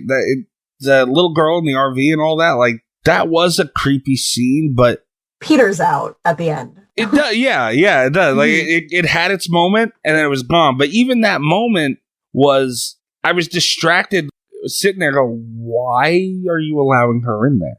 Yeah, I at some point would have turned the corner in that scene and just started yelling at her, "Get the fuck out of my RV! What are you doing?" I would when she walked in, I would have been like, "Oh, what do you think you're doing in here?" Like, I think that's the thing, because people ask, and he's like, you know, I didn't invite her in. Like, he explains it. What do you do? What do you do in that situation? Oh, I kick her little ass out is what I do. Well, at that point, she just like waltzed onto the RV, so it's like, what the fuck is she gonna do? Do you want to startle her and piss her off more by screaming and yelling? Like, what the fuck is her intention? Listen, I want to push her ass out the door. I am nothing but a warm, kind-hearted person. Yeah, okay. So when she walks onto the RV, I would react probably like they did. You know, can we call somebody? Because I would think there was something happened or car broke down, whatever. You know, we call somebody for you, whatever. But when she starts hissing and screeching or whatever, I'm like, no, you got to get the fuck out of here right now. Here's the thing. She looked creepy, but I would not be afraid of her because she was like 3'7". I mean, much like the guy from the woods, like anything to just as she's ready to storm off, when she screams and stomps out of the cabin of the RV, like if she even just kind of like shouted over her shoulder, like, "You people are no fun. I got a job to do," or something like that. Just like imply that she was working and they're trying to freak them out. It would have at least ended the scene on a less confusing note. Yeah. I don't know, man. She's not getting on there. Like, she might have walked in there, but after a few steps, she got to go one way or another. Like, no. The fact that he even got off the RV to talk to her in the first place, if I realized that she was there from a haunted house I was at 100 miles away, I would have been like, we're leaving. That's what I said. Yeah, you're right. Yeah, to even be in that, why that thing wasn't put in reverse and back the fuck up 3 blocks. No, that's the situation. And I get it, you had to set up the moment somehow, I understand. But when you do it that way, like, why not have them doing something like cooking dinner, setting that little table or something, and then she's just on there? Mm-hmm. Like that would have been, I think, a better way to do it, where it's like now a what do you do moment, you're caught off guard. They just could have went about things in better ways. Because I did like that scene, and I can I get how everyone likes it and all that, but it was lost for me sitting there wondering why they're cool with this girl just walking in their shit, and like she just scared the hell out of you. And you're wondering how she's there. Let's leave this and that. I don't know. That little shit like that will annoy me. I did enjoy that scene for at least the close-up, because costume design-wise, I love her mask, which is part of the reason also, like, How do these people in the middle of nowhere do special effects like that? All I know, if I saw her ever, if I see anyone that looks just like her, I'm going hands on site. I'm fighting a bitch because she's creepy as shit. Ghost throwing hands. I will. She's creepy. I also wondered, they seem to always stay overnight in like the middle of a cornfield or something. Like they were always out by wouldn't you, after like the first weird encounter, start staying at like a, legitimate campground where there were people around and stuff? Yeah. Or like how the movie started, where they were parked in the middle of a CVS. Yeah. Like I would not continue to just pull off to the side of any country road and decide that's where I was going to stay. Yeah. That's how Texas Chainsaw starts. Yeah. That's what I'm saying. Stupidity. Laziness and stupidity. More so laziness, kind of. Well, not even stupid. I don't want to say stupidity. That's mean. No logic. Being illogical. It's just... It hurt this movie. Because I really did enjoy it even with that stuff. So it's like, if that wasn't there to distract me from the good shit, I could have had an even better outlook on it. I'm backtracking a little bit, but for me, I know we talked about like the scene with the guy coming out of the woods and how it just cuts off and her getting off the bus. Like, to me, when I was watching it, the way I thought of it is not like, oh, why didn't they do this a different way to push the story? To me, I was like, you know what? That's like, I feel like they're trying to set them up and scare them like for the haunt already, because they know they're looking for the haunt, which is why they continue trying to find it. I don't know. So, but that's right up there though with the guy going to take a piss in the woods. Like, what the hell is the bunny man doing way out there? Dude, fucking creepy ass. I like the idea that behind the scenes, the bunny man's job is just to stand in the woods in case anybody has to piss. The whole crew is just standing around waiting for someone. Like, eventually it's going to happen. They have to go one of these ways. You just know the porta potty has like one of those quarter things on it that you have to turn to get in there. Like, no, you go pay the 25 cents. Right? Or I'll make you shit your drawers. Oh God. All right, so let's get to some good stuff, because I feel like this is something they did well. How did you guys feel about the haunt scenes, like of the actual, haunts and everything? I want to go to them. Right. Like the zombie paintball looked fun. Robbie? That's what I said. Yeah. Hey, Rob, even though you hate haunts, like, you got to admit, those were pretty cool. The zombie paintball, that one actually didn't look too bad. That looked like it would have been fun. All the other ones, I don't want nothing to do with. But they did a good job with them, right? No, they did an amazing job with them. Yeah, like I said that earlier, I felt like it gave me the feeling of being in one of those haunts when I was watching those scenes. It made me extremely uncomfortable. I've been to haunted houses like that. Of course you have. You are a haunted house. Jesus, part of me wonders too, like, I know we don't have a budget, and I tried to look for it too and couldn't find anything. I think because it's just so low budget, I wonder how many of those haunted houses, they all had to be real haunted houses that they went through. They had to pick. One of them looked very similar to one I've seen on YouTube that some people were able to go through late at night. So, I mean, I think they did use some established ones in those areas, which I'm pretty sure if you offer them enough money, like, you want this area for an hour? Cool, all yours. Yeah. Hell, they were probably using the actual crowds and some of the actual scare actors from the place. Oh, I'm sure. So, first of all, I do wish, and we talked about this before as well, I wish they had touched just a little bit more on the online community for haunted houses, because there is some excellent content on, when I was moving, when I was on the road, one of my things was I was trying to go to like a bunch of haunted houses, and I spent so much time online researching haunted houses because I was like, it was one of those things where they were not close to me. So I had to like really plan ahead in advance if I wanted to go to something. Right. Which was frustrating because I was like, I was within driving distance of New Orleans at the time, but it was like, it was not convenient driving distance. It was like just far enough away that it's like, I have to make a day of this if I'm going to go, kind of a thing. New Orleans is always worth it. Yeah, but there was also like, at the time it was like arranging schedules and finding a day that we could all go and stuff. And, it was there, but it was a hassle, and it just, so I spent like a lot of time online in that haunted house community, like in the message board thing. And some of I think that might have been a scarier alternative to the movie. Honestly, you brought up Unfriended, and just like some of the message boards, like there is weird stuff going on there that wasn't really, it was implied, but it was never touched on. And so that was a little bit, I think they lost a couple opportunities there. And the one thing that drove me crazy is that they never, and I'm sure it's probably like a legal thing because again, the budget for this was not great.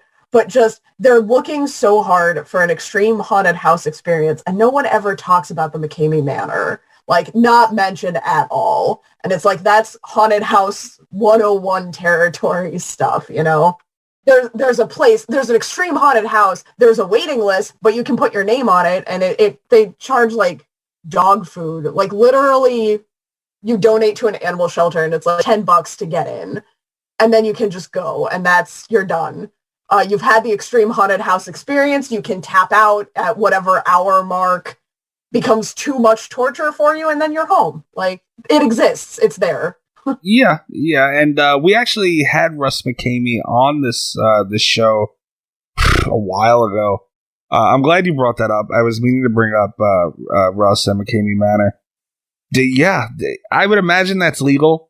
But like, they didn't have to mention it by name. Like, they just, I wish there had been some acknowledgement that there are places like this that are very famous that exist, where you can go get tortured in a spooky environment if you want to. We know, but Mikey's too much of a bitch. He wouldn't even make it past Russ's lawn. Oh, hell no. You couldn't pay me enough. No, and not to talk bad about Russ, even though a lot of people do. That's a shady industry.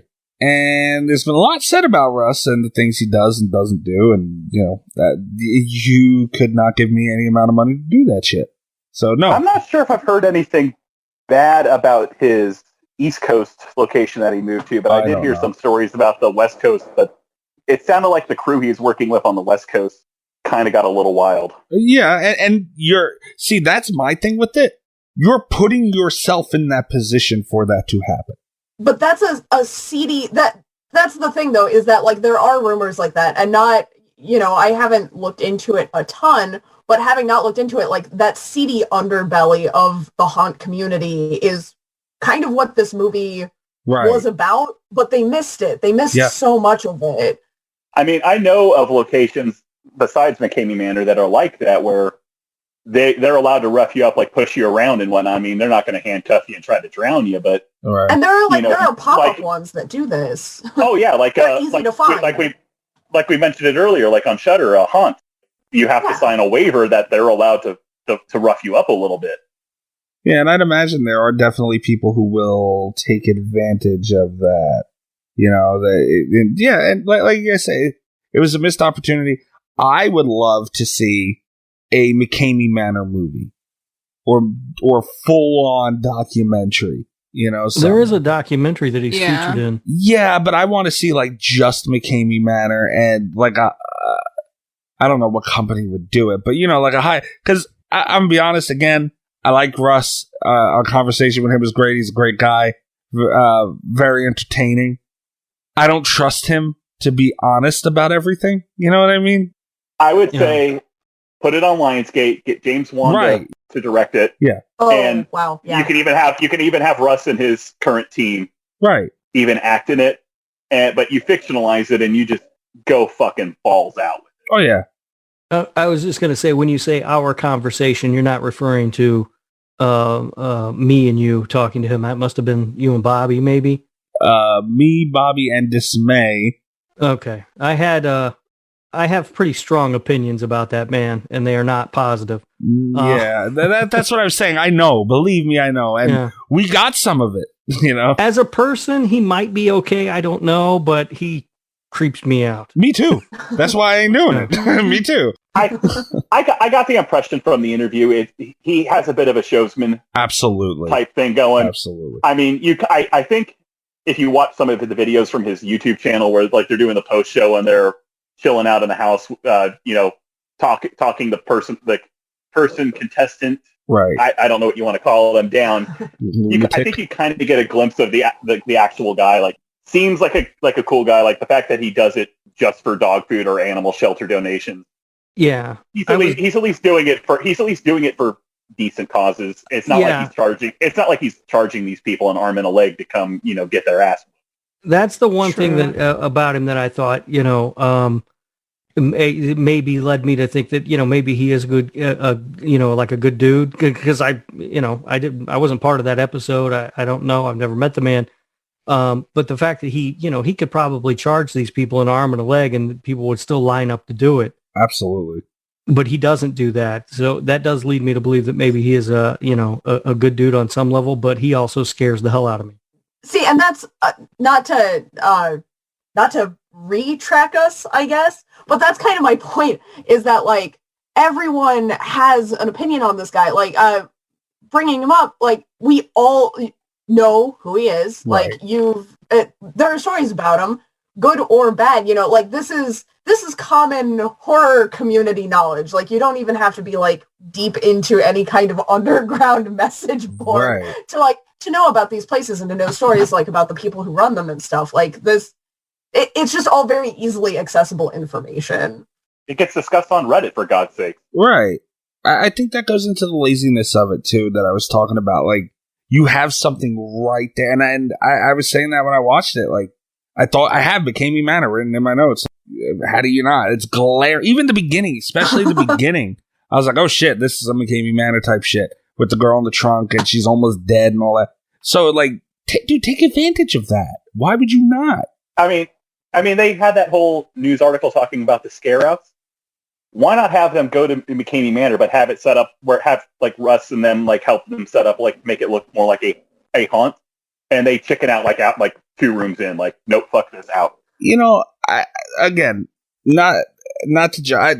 When I wanted to have Russ McKamey on the show, Dismay, who was doing the show with us at the time, didn't want him on. Like, she really was one of the few times she really took a stand and was like, nope. I was like, oh, wow, okay. And I eventually talked her into it. But we did get some people who were like, oh, how could you? And then I'm like, wow. So believe what you want about the guy. I don't know, but I would imagine they could have worked something out with him to have some, what he would charge for to have it in the movie. Yeah, I don't know, because he thinks very highly of himself and his, what he's built, and rightfully so. You don't even have to call him Russ or McKamey. You could just have it as a wink Easter egg type thing. Like I said, like, make it like a pseudo haunted house, so that way it's not even like the McKamey Manor, just like Tommy Jarvis and Thom Matthews in the what was that Friday the 13th fan film? They didn't Don't hike in the never hike alone. Right. Never hike alone. Yeah, you could have did that, and I'm sure Russ would have did it for something. I doubt it would have been. He probably would have done it for like a $1,000 donation to an animal shelter. Right? Yeah, exactly. You never know. So yeah, one thing I can't stand is people who have an inflated sense of their own self. Yeah, Roger. Anyway. Wow, what an asshole! Roger's a good dude. Yeah, I mean, you're right, Kat, 1,000,000%. That was a missed opportunity, 1,000,000%. I will say, the whole New Orleans sequence I thought was at least really good. It was a well enough payoff for the film up to that point that it still fit the film of going through the haunted houses and whatnot, right? Leading up to the big downer ending.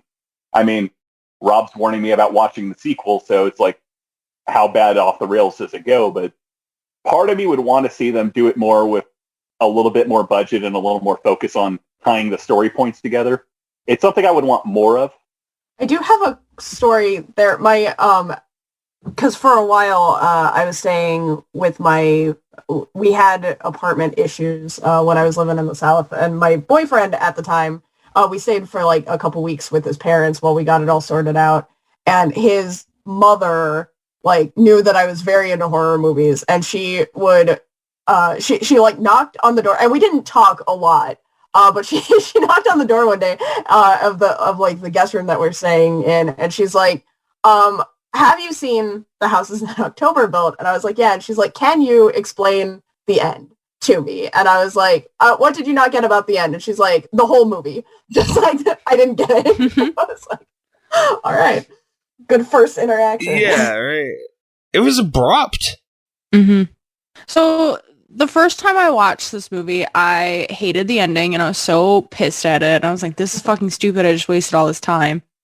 But on the rewatch, I didn't mind it. I liked it. It was like a nice little wrap up. I got rid of some people there, and although two of them were missing, covered them up. Two of them were missing, which I didn't appreciate. Right, there were two that weren't buried. Well, you know what I mean. They weren't buried. Well, the one guy in the alley got cut up. Yeah, that's true. Mikey got taken out. Oh yeah, you're right. I was like, wait. Yeah. They're all interchangeable. They really are.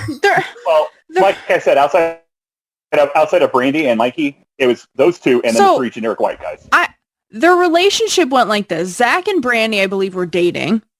And Mikey and Bobby were brothers. That's hilarious, by the way. Right, it is. And who are brothers in real life. I don't know what wasn't his name Jeff? I don't Jeff, remember. yeah. Yeah, Jeff. Yeah.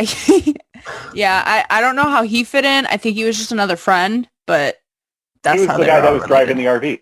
Yeah. He had the wheels. Yeah. He's the author of my new favorite poetry. Her Cat's new favorite book. New York Times bestseller. For 99 cents, you can get your copy. Mhm. I didn't like the ending. I thought it was a little too abrupt, and the tone of the movie, I expected more. But I can see how, like, there are people who are super claustrophobic, and the thought of being, like, there is a real thing where people are petrified of being buried alive and all that stuff. Like, that's a real thing.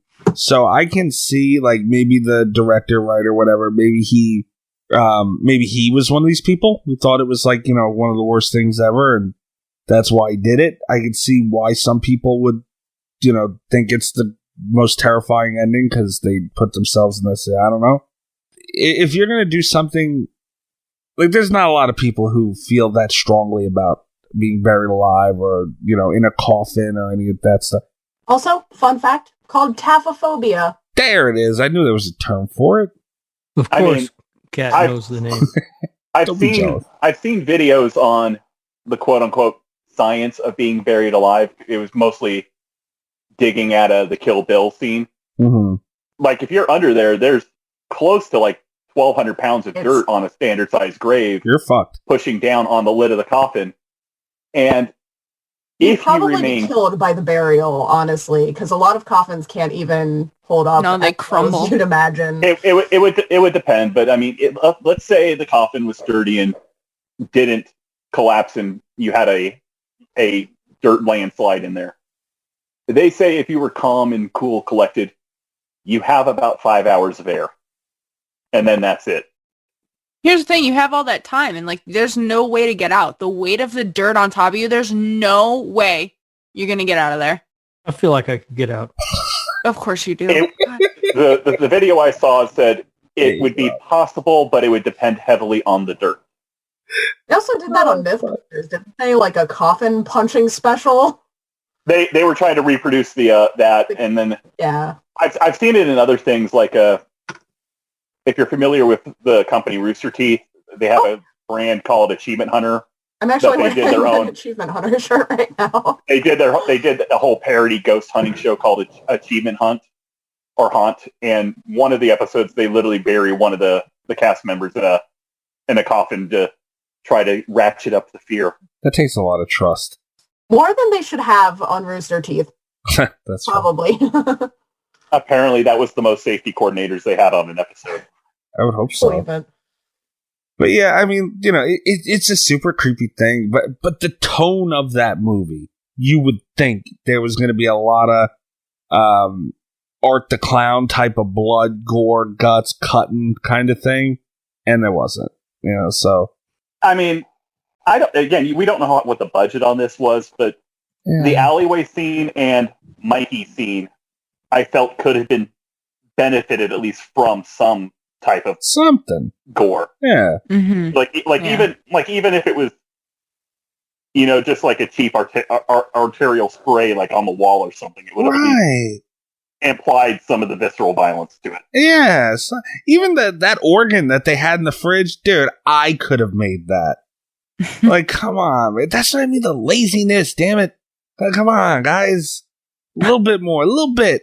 A couple spots would have went such a long way. Yeah, that organ in the fridge looked like a prop they picked up at their local party city or something. Right. Terrible. And it would not have cost all that much for them to have gone to like a butcher shop and get like a cow heart or lung. Right. And just add some fake blood to it. Doesn't even have to look phenomenal. I mean, it would have looked better. Anything would have been better than that.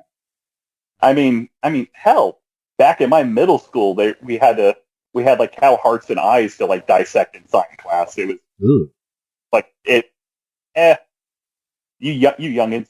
Yeah, no, I wouldn't have did that. You never got desensitized to the violence. Hey, I had to grow up with Stevie's ass, all right? So don't tell me about desensitized. You're just the college humor generation. I am. That's fucked up. Damn you.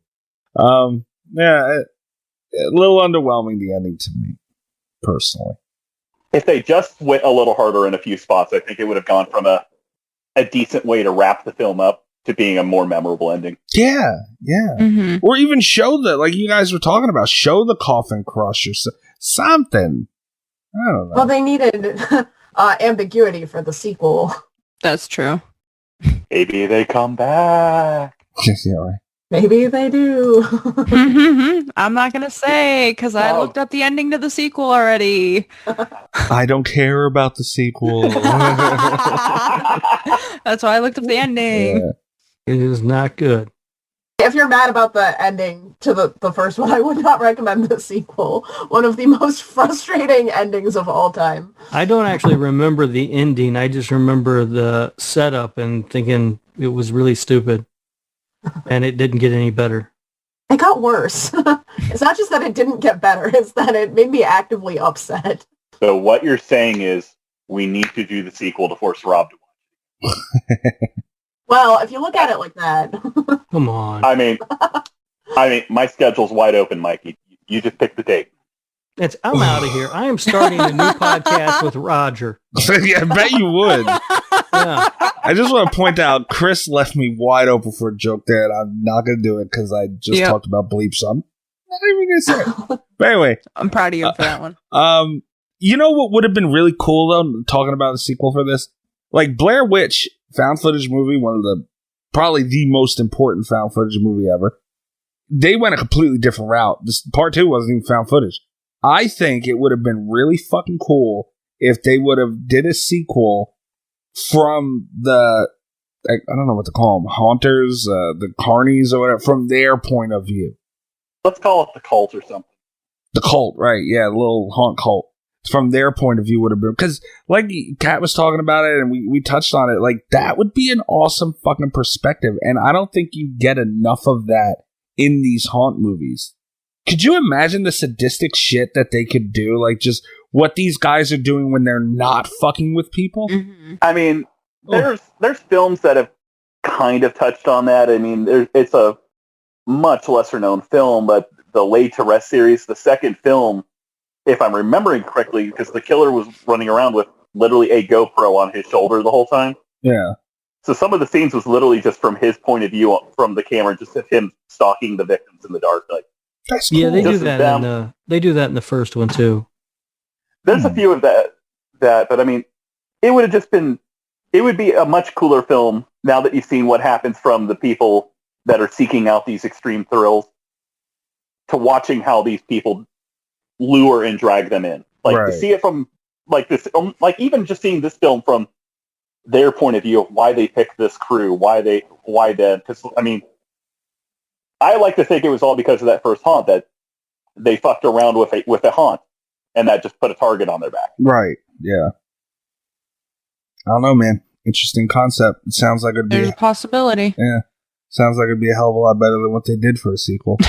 See, Rob, I'm a genius. You take my ideas and pass them as your own? Well, that you didn't say that could have been the sequel. Come on now. I get no credit here. I mean, if anybody's a genius, it's Chris, right? Wow. He's the one who came up with the idea. I need that sound bite. I need that as my ringtone. You know what? Yeah, I am adding marker real quick. This is great. All right, guys. I mean, I don't have anything else on this, I don't think. No, I can't think of anything. I did come across an article when I was doing a little research. Sorry to piss you all off. You know, you're all done. But you're like that person in the meeting at work who keeps asking fucking questions after the meeting's done. Shut up, Rob. I haven't talked that much. Ghost, it's fine. I'm still available for another 3 hours. So take your time. But you talk about there was a lot of moments that you felt were really lazy. Do you know they filmed this movie not once but twice, the whole thing? Get the hell out of here. Why? Mm-hmm. Is it like a Tommy Wiseau thing? They have like 2 cameras? No, they filmed it in standard definition and SD, and when they were filming it, it was the cusp of HD, so they had to refilm everything, so it was in HD. You know, I hate doing shit twice. Like, it will drive me crazy if I have to do something twice. So, I mean, that could have been part of something. Like, you know, you do get that kind of, right? You know. Which is why I think there's some of those moments where, you, like you said, that you thought was lazy, maybe because they had to film it all twice, but also on the flip side, like, you could have done it a little bit better if you did it twice. Now, the way that it could have been avoided and probably been maybe more of a style decision was if, rather than using those little digital cameras, if they were actually using like a Super 8 camera or something like that, you could have upscaled it, add VHS scan lines and whatnot, like they were pulling this from tapes that were taken. Yeah. I don't know. Little things here and there, man. Little things here and there. But I'll go out and it's still a good movie. I'll go out on that limb for it. Like, it is, you know, I've seen a hell of a lot worse. Like, it had enough good moments to give it. Can we do Portnoy's on this, Rob? Yeah. Excuse me. Yes. I'm interested to see your everybody's score because I think it's going to vary a lot. Rob, would you like to kick us off? Yeah. I would give this a 5.7. Oh. And I will say that I was much higher on it after my first watch, but upon a rewatch, the score fell quite a bit. God damn. All right. Shit. Chris, what Portnoy would you throw at this thing? If I had to give it a score, I wouldn't kick this film out of bed, but it's not the one that I'm dialing first on a drunk dial, so I'll probably put it at like a 7. All right. Yeah, shit. Wow. Okay. That's a whole way to put it. Ghost, where are you at with? Like this movie, despite all of its flaws that you guys have all so kindly pointed out tonight. So 7.4. Wow. Okay. Kat? Yeah. I will say, like, again, the exact opposite of Rob here. I'm feeling more generous toward it after this most recent rewatch of it. I think I could go as high as like 6.2 would be Okay, yeah. As I can go on it. Me and Kat usually have around the same score. I'm kind of liking this. I'm at a 6.7. I'm just stick at a 6.7 with this thing. You're all too high. Shut up, bro. You are a little low, man. Come on. Will say, what was your like, Portnoy coming on into Rubber this, again? I thought it was going to be... Oh, God. Rubber? Oh, please, dude. That's like a... Don't do it. 8.8. Oh, come. No. Yeah, that's a Rubber's 0.0. I could just reach up your ass and rip out your heart sometimes. Rubber is brilliant. Rob, why are you so grumpy? It's not my fault you guys don't understand art, okay? See what I was talking to you about this guy. You see? I know. He's so fucking grumpy, man. Shit. Why do you put up with this? Rob, what can I do to put you in a better mood? What can I do? I'm in a fine mood. I don't know what you guys are going on about. This is unbelievable. This is why you need to have me on. You got Kat as the balance. You got Rob as the negative critic. You need me for just the guy that just fucking loves the violence. Oh, that's fair. That's fair. I'm not a negative critic. I don't like that I'm the mediator, because we're going to get to... Eventually, we're going to get to a movie that I have very strong opinions about. We're watching The Hunt next week. There we go. I said you were the balance. If anything, you're the even-headed one. Until you... What, Kat's the level-headed one of the bunch? Compared to Mikey and you, yeah. Go out the window. Oh, what did I do? I'm sitting here, I'm not doing anything. I mean, my draw's nice. So what did I do? No. You've been well behaved tonight. Right. We get a couple bottles of Patron in you. Yeah. It's a different Mikey. This whiskey gets me feeling good. The Patron, I forget how to act. That makes you fiery. Yeah. All right. Well, maybe one day we'll do The Fucking Hunt. This cat. So. Yo, we'll be doing The Hunt. All I know I'm not is, going to watch it again. Yes, you are. If I had to watch 8 Saw movies, you can watch The Hunt. And Freddy's dead for no reason. Yeah, and Freddy's dead for no damn reason. I know all I know is close to 354 days ago, I was told after 40 episodes we'd do an episode on Feast 2. Well, to be fair, I'm still waiting. It hasn't been 40. Well, yeah, no, it has, hasn't it? Has it? 52 weeks, Man, Mike. shit, in a fuck year. me in the ass. January 22nd, we did Feast on what was it? You said February 8th? To be fair, I mean, not that it's in excuse. I was hoping to do it well before 40 episodes, to be fair. So, I still can't believe it's been a year. My God.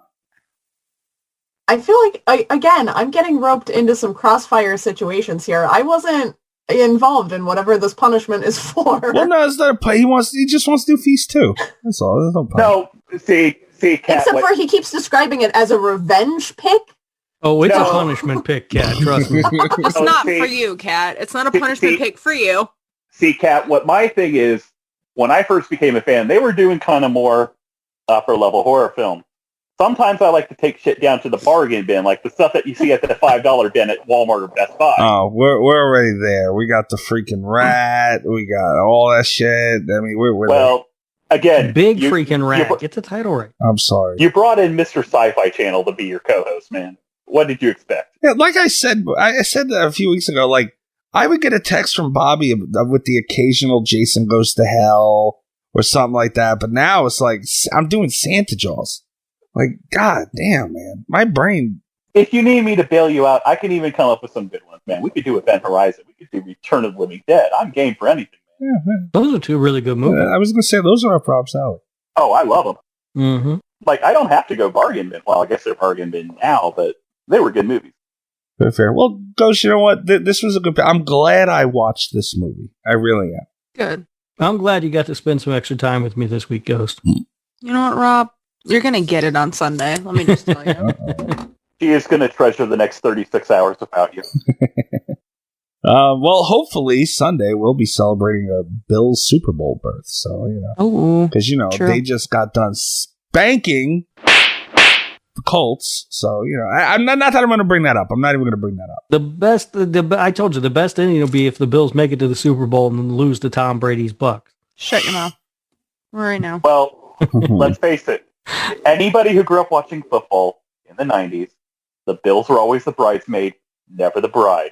You can check us out on Twitter. We're at Let's face it. Slasher Radio. Make sure to go to slashradio.com. Check out all our articles, interviews. I'm not entertaining that whatsoever.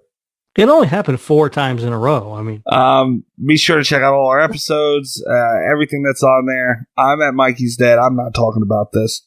Guys, this has been a pleasure. has it? No, it was until just a few seconds ago. Leave my Bills alone. God, let them be great, man. I wish you the best. Thank you. After you shit all over me. I'm just a man of history. Oh, yeah, wonderful. I don't give a fuck. Chris, let everybody know where they can find all your GIFs and everything else you do on Twitter. Well, I appreciate you having me on, and in case you want to be one of the crazy freaks who follow me, you can find me at EyeRChris on Twitter. That's right, EYERChris on Twitter. So, Ghost, where are they finding you? You can find me on Twitter at ghostwith0_J or show I co-host with Rob here, This Horror Life. What are you going to change that Twitter handle? Shut up. Leave me alone. I shouldn't need a college degree to Okay. find you on Twitter. You don't need a college degree, Yeah, first of all. you need a master's. Listen. I have tried every iteration of Ghost J and Ghost.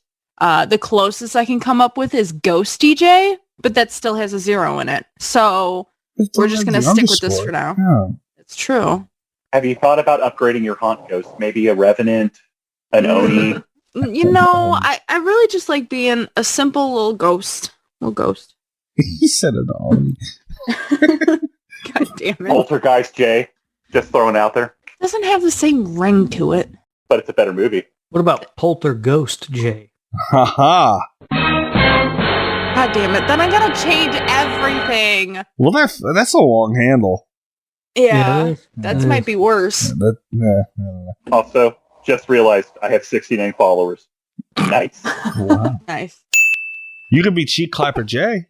No, we're not doing that. No? All right, just No. throwing out No. suggestions. Sorry. Appreciate it, but no. Yeah, all right, no problem. Rob, where are they catching you? You can find me on Twitter at RadioRob123. As Ghost mentioned, you can listen to our show, This Horror Life, wherever you are listening to Slasher Radio. And thanks so much for the love, Roger, and fight me, Jason Blum. He's still calling out Jason Blum. God damn. Patrick, I'm sorry. I'm sorry.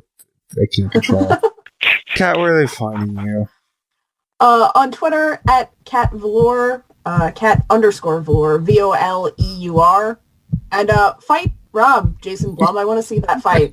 I would I'd love, pay to see that, honestly. I would love to see Jason Blum kick the shit out of Rob. Yeah, my money's on Jason Blum. I think Whatever. Jason Blum would just open up with 20 kicks to the dick. I am in the prime of my life. Could you picture Rob in his fucking green flannel pajama pants and his leprechaun socks getting in a ring to fight Jason Blum? I'm not wearing Hey. leprechaun socks tonight. I'm wearing an American Werewolf in London sock. Thank you very Who much. wears socks at home? I do. Well, my office is cold. Oh, come on. Mikey, don't make fun of Rob. I mean, he's in perfect shape if potato is a shape. Oh my He ain't God. lying. I was looking in the mirror earlier today thinking, boy, I've gotten kind of doughy in this quarantine time. I had a teacher that, he was a big guy. And he goes, I always tell people I am in shape. Round is a shape. All right. Better than triangle. Yeah, right. I'm not even going to say it. I'm not. Check us out next week, guys. Good night from Slasher Radio. All the best of Slasher Radio podcast.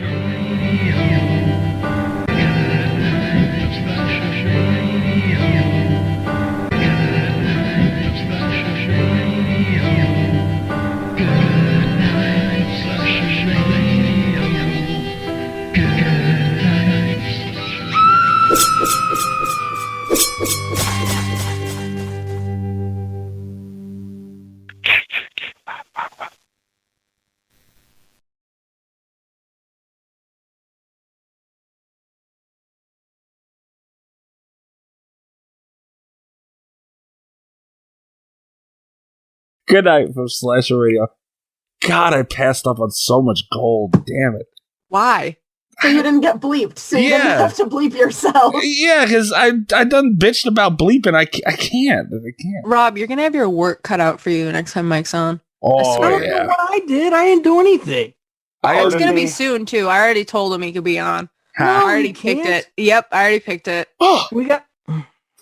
Part of me wants to go through and calculate all the bleeps from Slasher Radio episode 1 till now to set up a leaderboard. Oh, they'd I'm be a guessing lot. Bobby. Oh, You I definitely didn't Bobby. even think to ask if I could call Rob a cucklord. God damn it. No, you Well, cannot. I'm That's still recording. I mean, No, you're Do not. you have to bleep that? I don't want to make you have to do work. cuck is not bad. All I know is I don't know.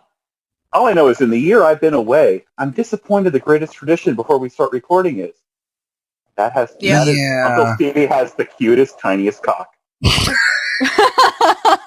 I'm so glad that didn't go. Yeah, that's great. Yeah, we kind of got away from it. I didn't feel that Kat would enjoy having to talk about a small penis every time we record, so that tradition was waived. You're welcome, Kat. Sure. Oh, sure. She gets the courtesy. You started to send me an 80 gig zip file of pictures. If I've learned anything about Kat, it's that she's very puritanical. Oh yeah, clearly. That's how I would describe myself. Cat must be remain pure. But Bobby definitely had. I think I had to bleep him. Like, he had a whole list of curses once, and it was like at least 10 in one go. I was like, damn. See. Yeah. I'm pretty sure at one point you just cut to elevator music as he went on a rant. I did have to do that once or twice. I forgot. Which is why he will have a golden statue in the Slasher Radio Hall of Fame. If only you knew the shit I couldn't even begin to fucking put on. Oh my god, the stuff he would go on and on and on. Oh, part of me hopes one day you just assemble the fuck it blooper reel. It would be something. You by fan-sided. Yeah. Once we maybe when we get kicked off fan side, maybe. Which should be any minute now. Yeah, right. You're going to get a call soon. No, you just start the Patreon and that goes to all the followers. There you go. I guess. Or the Slasher Radio OnlyFans. Rob, could you head that for us, Rob? What, the OnlyFans? Yeah. Please. Come on. These people ain't got enough money. Wow. Oh, man. I would sign up for your OnlyFans, Rob. I just want to throw that out there. All right. Well, I'll keep that in mind. Just in case you were thinking about it. I'm there for it. I'm always thinking Now about I have the image of Rob in a mankini. Oh, God. You do owe Bobby some nudes. I'm not saying, I don't know Bobby nothing. You promised him. He's not allowed to have nudes in prison. I would think that's what all prison's about. Rob, Pretty sure they take those away. Rob, let's compromise. Bobby gets to pick one. The tip, the shaft, or the base. He can only have one. Oh my god. That's fucked up. That's a tease if I've ever heard one. That's not right. Tip, the shaft, or the base. Yeah. In Stevie's case, it's all 3 in 1. Oh my god. You get Now you have an electron microscope. Yeah, right. Poor guy. Poor Stevie. The man just had a heart attack or whatever. He did. That's why I called it. It's a cute cock. You were very nice about it, yeah. But Kat, we used to start every episode by right before we actually start the show. We would say Stevie's got a small cock. Yeah, quick question. Why? No. He's got a small cock. I don't know. Let's put it this way. No, I'm just Mikey, wondering because there Mikey has to be threatened to send me pictures of it in a mouse costume. It wasn't a mouse costume. You don't want to know, Kat, and I would just leave it at that. I have video. As someone who's seen it, you don't want to. It. I have video of Uncle Stevie's ass on Mikey's pool blasting out a loud fart. Oh god. Yeah. Did I tweet that? No, you DM'd me that. Well, you sent it to me. I know that. Oh, all right. Is that what got you kicked off of Twitter? No, shockingly. At least I had to have been drunk. I don't even remember sending that, but yeah, at least I was. I think it was when you added the fart sound effect to the soundboard. Mm-hmm. Oh, well. Yeah, my neighbors seen that. Of course they did. He was standing at the top of the damn ladder. Dude, you don't understand. My neighbor's grill, behind that ladder is my fence. On the other side of that fence was my neighbor's grill. And he was, you could see the smoke coming. He was standing. There's no way he did not see that and hear the fart. There's no way. Unfortunately, you forgot to warn him he was standing in the splash zone. Yeah, he probably got wet from that. Yeah, he probably did. Oh, come on. Oh, dude, yeah, no. I'm like, dude, and I said that, I'm like, oh, Stevie, why would you, not only did you pull your ass out in my backyard, on top of you stood on a ladder to do it. Like, why didn't you go on the roof at that point? Like, yeah, the top of the ladder thing, that's a real power move. You kind of got to respect it, you know? Like, I'm pretty sure they heard that on Staten Island. Yeah, right? Yeah, but Kat, to answer your question, me and my cousin just giving him shit, and we thought it was cool knowing that right before, it was a thing for us to know that we did it, and we told him we did it, so it was at the time only me, him, and our uncle knew, and it pissed him off, so that was really weird. I just wish you told me to make sure I was online that day for the live episode where Stevie was at your house. That sound clip of him saying I got a small cock came from him looking for you. He said, where's that guy that said I got a small cock? And as soon as I heard him say that, I'm like, oh, I could chop that knife. Oh, trust me. And I was being kind. I mean, science only invented the Large Hadron Collider to prove the existence of Stevie's cock. Wow. Poor guy's laying in the hospital right now. Yeah, he's shaved, bald, laying up in a hospital. Poor guy. Oh, I've been kind. You bleeped me for much worse. I have, yeah. And it's all in good fun because I'll give this. Uncle Stevie has provided hours of entertainment. If only you do, man. If only you knew the entertainment. He almost shit himself trying to win a fart contest. Those are the type of stories you get. Wasn't that basically your sound clip? No, if I had one of his, it'd be you would know. Very raunchy. I wonder if his farts come out different now that his ass is shaved. I don't know. Oh my god. Just saying. Again, less drag. Yeah, I was gonna There's say, no longer probably a little less dreadlocks. muffled. There's no longer any dreads flapping in the wind of that Grand Canyon. It might whistle at this point. We don't really know. Oh, fucking Christ.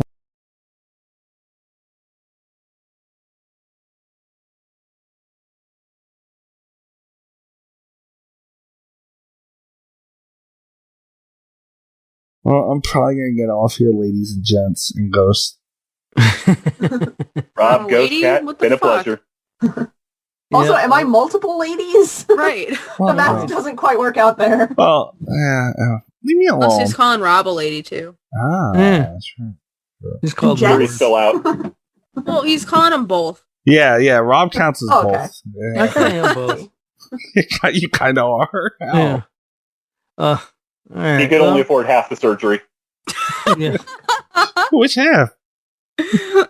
Yep, bottom. Oh, wow. Wow. Okay. Yeah. Yeah, I went right for the good. Talk about a power move.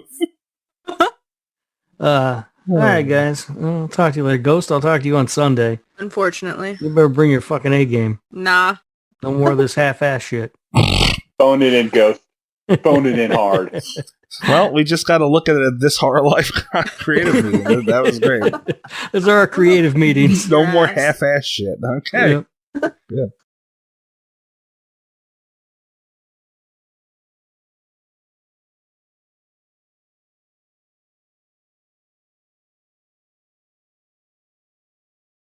Bob rolled out of bed, put on a wife beater. He's just Winnie Poohing the rest of the podcast. I'm wearing a Counting Crows t-shirt, you jackass. God damn. Funny how he Wow. fights the You're so shirt and not the punky. fact that he's not wearing pants. I know Rob's not wearing pants right now. Wearing pajama pants, damn. Take them off. Why are you Wow. wearing pants? You can keep the shirt, but you got to Donald Duck the rest of the podcast. Rob, pants are. I'm in my drawers right now, man. Mm-mm. I always wear pajama pants. They're comfortable. I have a nice pair. I have a couple comfortable pairs of pajama pants, but I get hot. I gotta take them off. What was that UFC fighter's name? He said my balls was hot. That's me. My balls get hot. I gotta take them off. Stick to the inner thigh, you peel them off, and it sounds like Velcro. Ugh. So who's got pants on?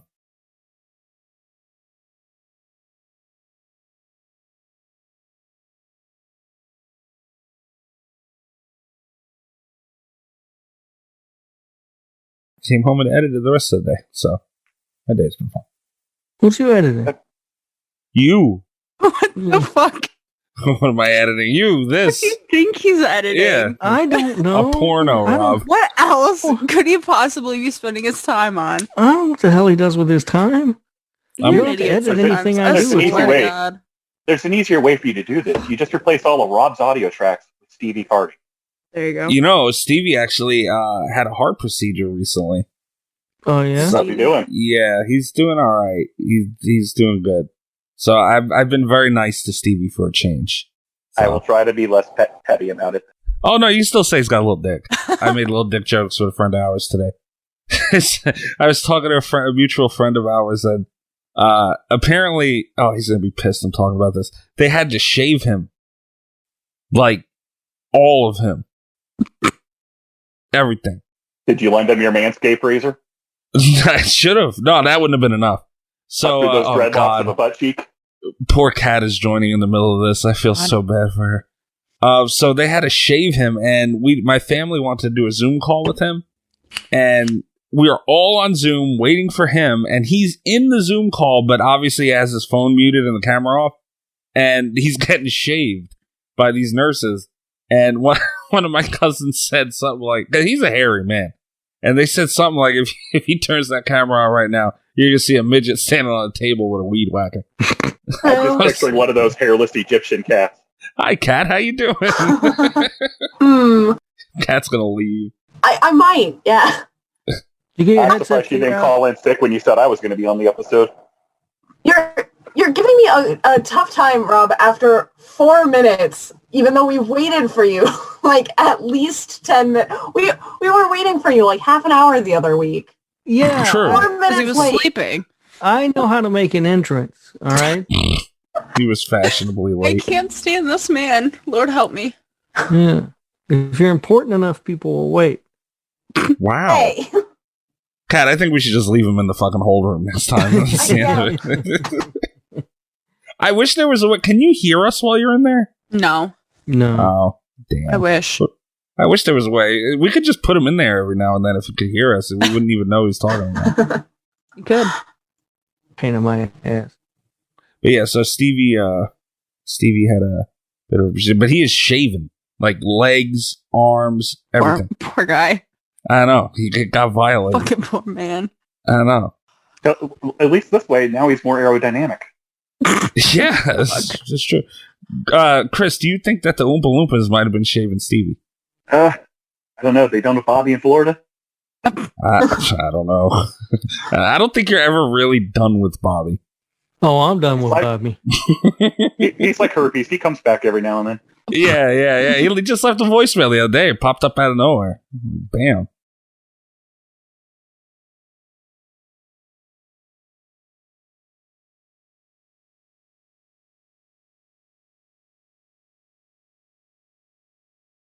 I raised my hand. I hate Stop you. Put raising it your down. hand. You know what's fucked up, guys? I don't know how. Oh wait, I fixed it. Never mind. I got like this. The Zoom window was gone, but it was just like a little panel in the corner, Mm-hmm. so I couldn't really see it. Why are you laughing? What are you laughing at? I just discovered this. This is amazing. I'm lowering your hand. Didn't you discover this a couple weeks ago also? I didn't know you Right. could. I didn't know you could put reactions in here, Ghost or Cat. Damn it! Wow. Are you Alrighty. women. Here we go. Already Wow. once. Christ. You know what, Rob? It's a thin line. guys- Thin You line. guys do sound kind of similar. Yeah, both sound like Huh. a pain in my ass. Hey. Oh, Ha, you guys are a pain in his ass, not me. All You I know hear what? is I all I told hear you is an old that's married what I- couple. I strive to be a pain in his ass. They're pretty good at it. Halloween Resurrection, Rob. Huh? Oh, son of a bitch! Trick or treat, motherfucker. Oh, So, Kat, we're gonna have to do Halloween Resurrection soon. that movie Okay. sucks. Great Come movie. on. It's iconic, Rob. We've been over this. It is not. I Yes, it told is. you it's iconically stupid. All right, mute him through all of this. It is iconic, Rob. Can I do that? I don't know. I don't know. Oh, I sure can. Oh, wow. There you go. Damn. Okay. Oh, I can put you in the waiting room, Rob. Too. Yeah, that's like we gotta come up with a name for that thing. It's like the Rob's timeout corner. Out. Yeah. yeah, Rob's timeout corner. Oh my God, you did not. I hate you so much. Oh no. I'm on How phone. did- What am I missing Where here? did he do this? How? He What changed his name to the boss. Well, there's got to be a way I could change that. I don't know. I just figured out how to change it. Me too. Oh, you son of a bitch! the? Amazing. Oh, won't let me do it because I'm not the meeting host. I gotcha. I'm not gonna leave you as a turd the rest of the No, time. change it to Bobbert. His name is Bobbert. I thought about it. I was gonna It's do Bobbert. it. Change it. No. Hold on. You know what? I got him. He's still doing reactions. I should put it back to turd now. There we go. The Rob. There we go. I don't know. Make it the Blob. Ooh, the Blob. That's a nice play. That's not bad, actually. Yeah. It's not. And change it to Rad Rob. There we go. Oh shit. I gotta trying to decide if I want to go get a beer or not. I did just wake up from a nap, Who's got it better than you, buddy? so just have beer. So Go for it. I got whiskey. I'm sure Chris is about a keg or two into something. For dinner, I had a couple of Kieran's, and now I'm going through some hard seltzers. Okay, that's not bad. What are you That's pretty drinking, light. Cat? You got wine? I do have wine. Yeah, of course you do. I had so you got shots earlier in the day, but Oh. Shots. What are you doing? the answer is going to sound fake and ridiculous and a little bit embarrassing. Of course it is. It's you. Yeah. Is it D&D related? It's no, it's Rick and Morty related though. Oh my! Were you playing a shot game to Rick and Morty? Maybe. Oh my god! I'm picturing the spicy pickle whiskey was involved. No, I was doing Pickle Ricks though, which is pickle juice chasers. So fun times. No, pickleback. Yeah. No, I've not when you're watching Rick and Morty. I've never watched Rick and Morty. Me either.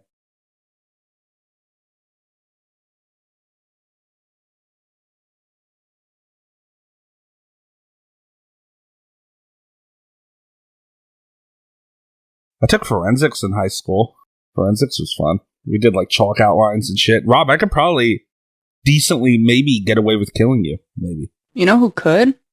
Who? This gal right here. Me. Oh shit. So you can kill me, you can draw the chalk outline. Yeah. Well, Mikey, I mean, I'm out in Arizona. I know where the copper mines are. They'll never find them. Oh, This see seems like, now. You know, we got a plan Although going you right are, here. although you are in New York, you just grind that shit up into nice ground beef. You serve it in pasta. See, why you gotta go? That's racist. Why? Because I'm Italian. You gotta go to the pasta. What the hell is that, Chris? What the fuck? Damn. What am I gonna make him into a meatball too? And Jesus. I don't see no race with you. I look on Twitter, all I see is the goddamn skull with a crown on it. Well, you're that damn right. Chris, just tread lightly and don't mention the all right? We don't need to repeat Oh that my episode. God. This is now 2 weeks in a row. I'm gonna have to bleep you for something. This isn't in the episode. It's probably gonna be, especially now. Well, Even though it shouldn't be. Like, damn, I'm tired of this rap I'm getting. I didn't even say nothing. Yeah, you said it. You know what you said. well, I want you to keep in mind, I now owe you probably. I owe you Is it 3 4? bleeps now. I think it's 4, you It said. might be It was 4. 3 before, because we talked about Oh this. yeah. So now I it's owe you 4. 4 bleeps. 4 bleeps, Rob. just remember, if you ever get tired of Rob's shit, you technically owe me a revenge episode. I will suffer to watch Feast 2 just to make them do it.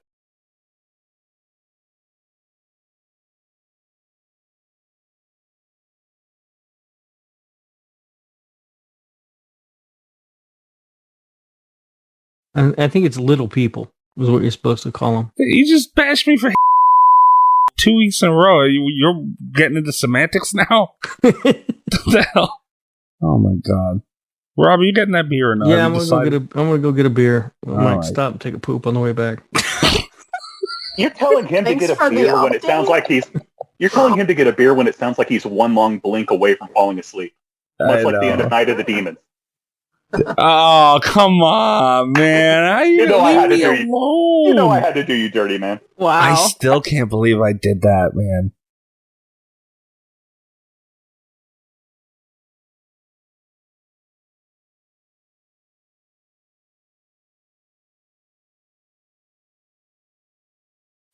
Okay, guys, so now we got to take bets. What type of... Rob said he was wearing pajama pants. What type of pajama pants you think they are? Care Bears. Care Bears. All right, okay. Mm. See, I want to go the horror route, but I'm going to guess they're plaid. That's a good guess. Yeah, that's a good guess. You know what? I'm going to go It's outside Rob, the they're box. San Jose All Sharks. right, I'm back. I'm going to say foodies. They're going to have some type of food on them. Rob, what kind of pants you got on? Oh, they're just like striped pajama pants. God, Oh, we're so fucking close, man. I should have went with striped. That was the easy one. I Damn. almost They're did. not. It's kind of like a checked pattern almost. Are they plaid? They're not Are they plaid. plaid? No, Damn no, it. they're not plaid. I They're got so excited. they're I was green with like Rob. black lines. We're going to have to see your Rob, pants now. That's Yeah. basically You- plaid. You got to step up the game, man. I mean, at least with the pajama pants, you got to do something other than just lesbian pants. Good Lord. Wow. Damn. San Jose Sharks, something fit your brand. I'm pretty sure I bought them at Walmart. 'Cause That's how I roll. Wait, are we wearing the same pants? We might be. Hold on. If you guys are wearing the same pants, I will piss myself right now. Oh, I'm about That's to it. send We a, need booty selfies in chat. Yeah, Rob, I need to see that ass, boy. Hand it over. Damn it. Ghost. Getting out the selfie stick, trying to work the perfect angle. No, I'm trying to set up a stupid conversation with all of you people. You people. Oh, wow. Oh. Rob, Battery's trying to what figure is out how to your do deal shot flips with tonight? his butt cheeks. So grumpy. Yeah. See? You see what I mean? You see? You see? I see. I You see your timeout. See? Yeah. What? You're all fucking chipper and welcome to This Horror Life and all happy and shit on your show. Here, we get fucking sniffles and you sound like you're still asleep. You don't even got pants on, maybe. Well, it may have just been because it was my episode, but Rob probably just does a line of that good white shit before hitting record. Speaking of which, do something speaking of which, this is being recorded, right? We're not going to lose this half of the conversation and have to re-record tomorrow. No. God, I fucking hope not. You can't really tell what color they are. Because I got the candle going next to me. Okay. I mean, those are kind of plaid. I mean, Was kind I of. right? Hold on, Ghost. I'm sending them to the chat with you. I come can't on. figure out how to do this on my phone. You're the I worst. think that Set up a counts chat with as- everybody. Yeah, that's I would plaid. count it as plaid. That's plaid. Oh, wait, there's one with Chris. You call that plaid? Yeah, that's plaid. Is it, you think? It's 'Cause slightly off-center plaid. Yeah. Because it's green, and then the stripes are black. I have pants that are similar, but not the same. Mine are from Old Navy. Yeah, So but I have, you I have can't. similar pants too. They're red. And no light, it looks like red flannel. I got my scented candle going, so you can't really tell. Did you? So you didn't poop, by the way? Speaking of scented? No. No. What made you make that executive decision? You gonna hold it? Yeah, I can wait. I can wait. All right. When we're done with this show, that poor toilet, man. Holy shit.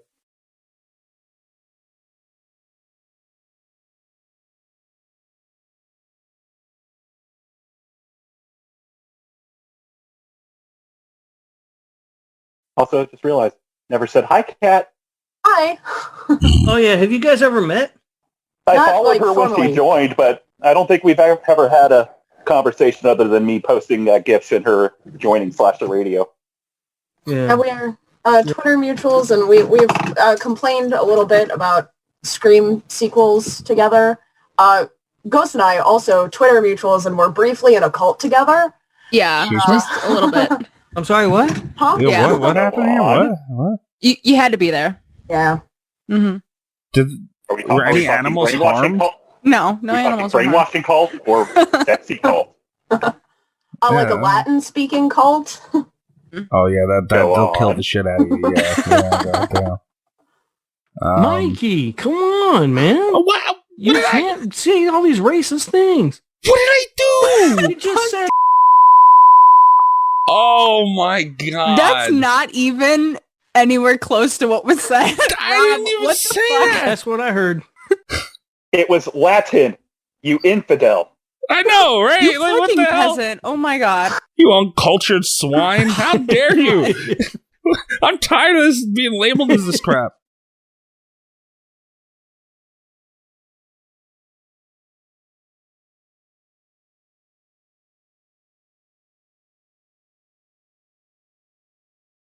To get a button like that.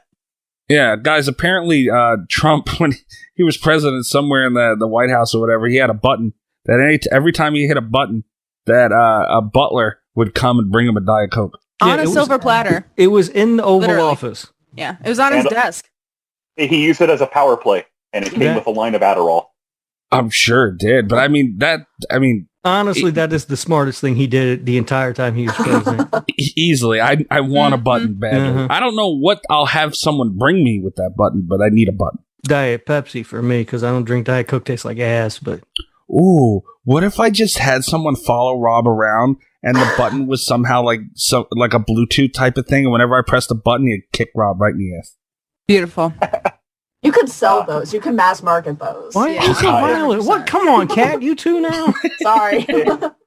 If I had to guess, knowing Mikey, his button would bring out a bottle of tequila and a packed Jason Yeah. bong.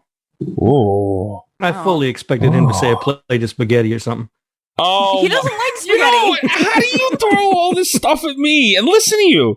Have you seen his Twitter? Mikey barbecues more than anybody. He do barbecue a lot, Mike. I know my way around a sausage, guys. I mean, yeah, take it how you want to. I'm mean with the grill. But yeah, why you gotta bring spaghetti? Goddamn, man. But no, that would be a nice little thing of Patron. Oh, that'd be dangerous. That would, the country's debt would fucking rise so much to tequila, it would be ridiculous. You just got to get a sponsorship with them. The White House brought to you by Patron.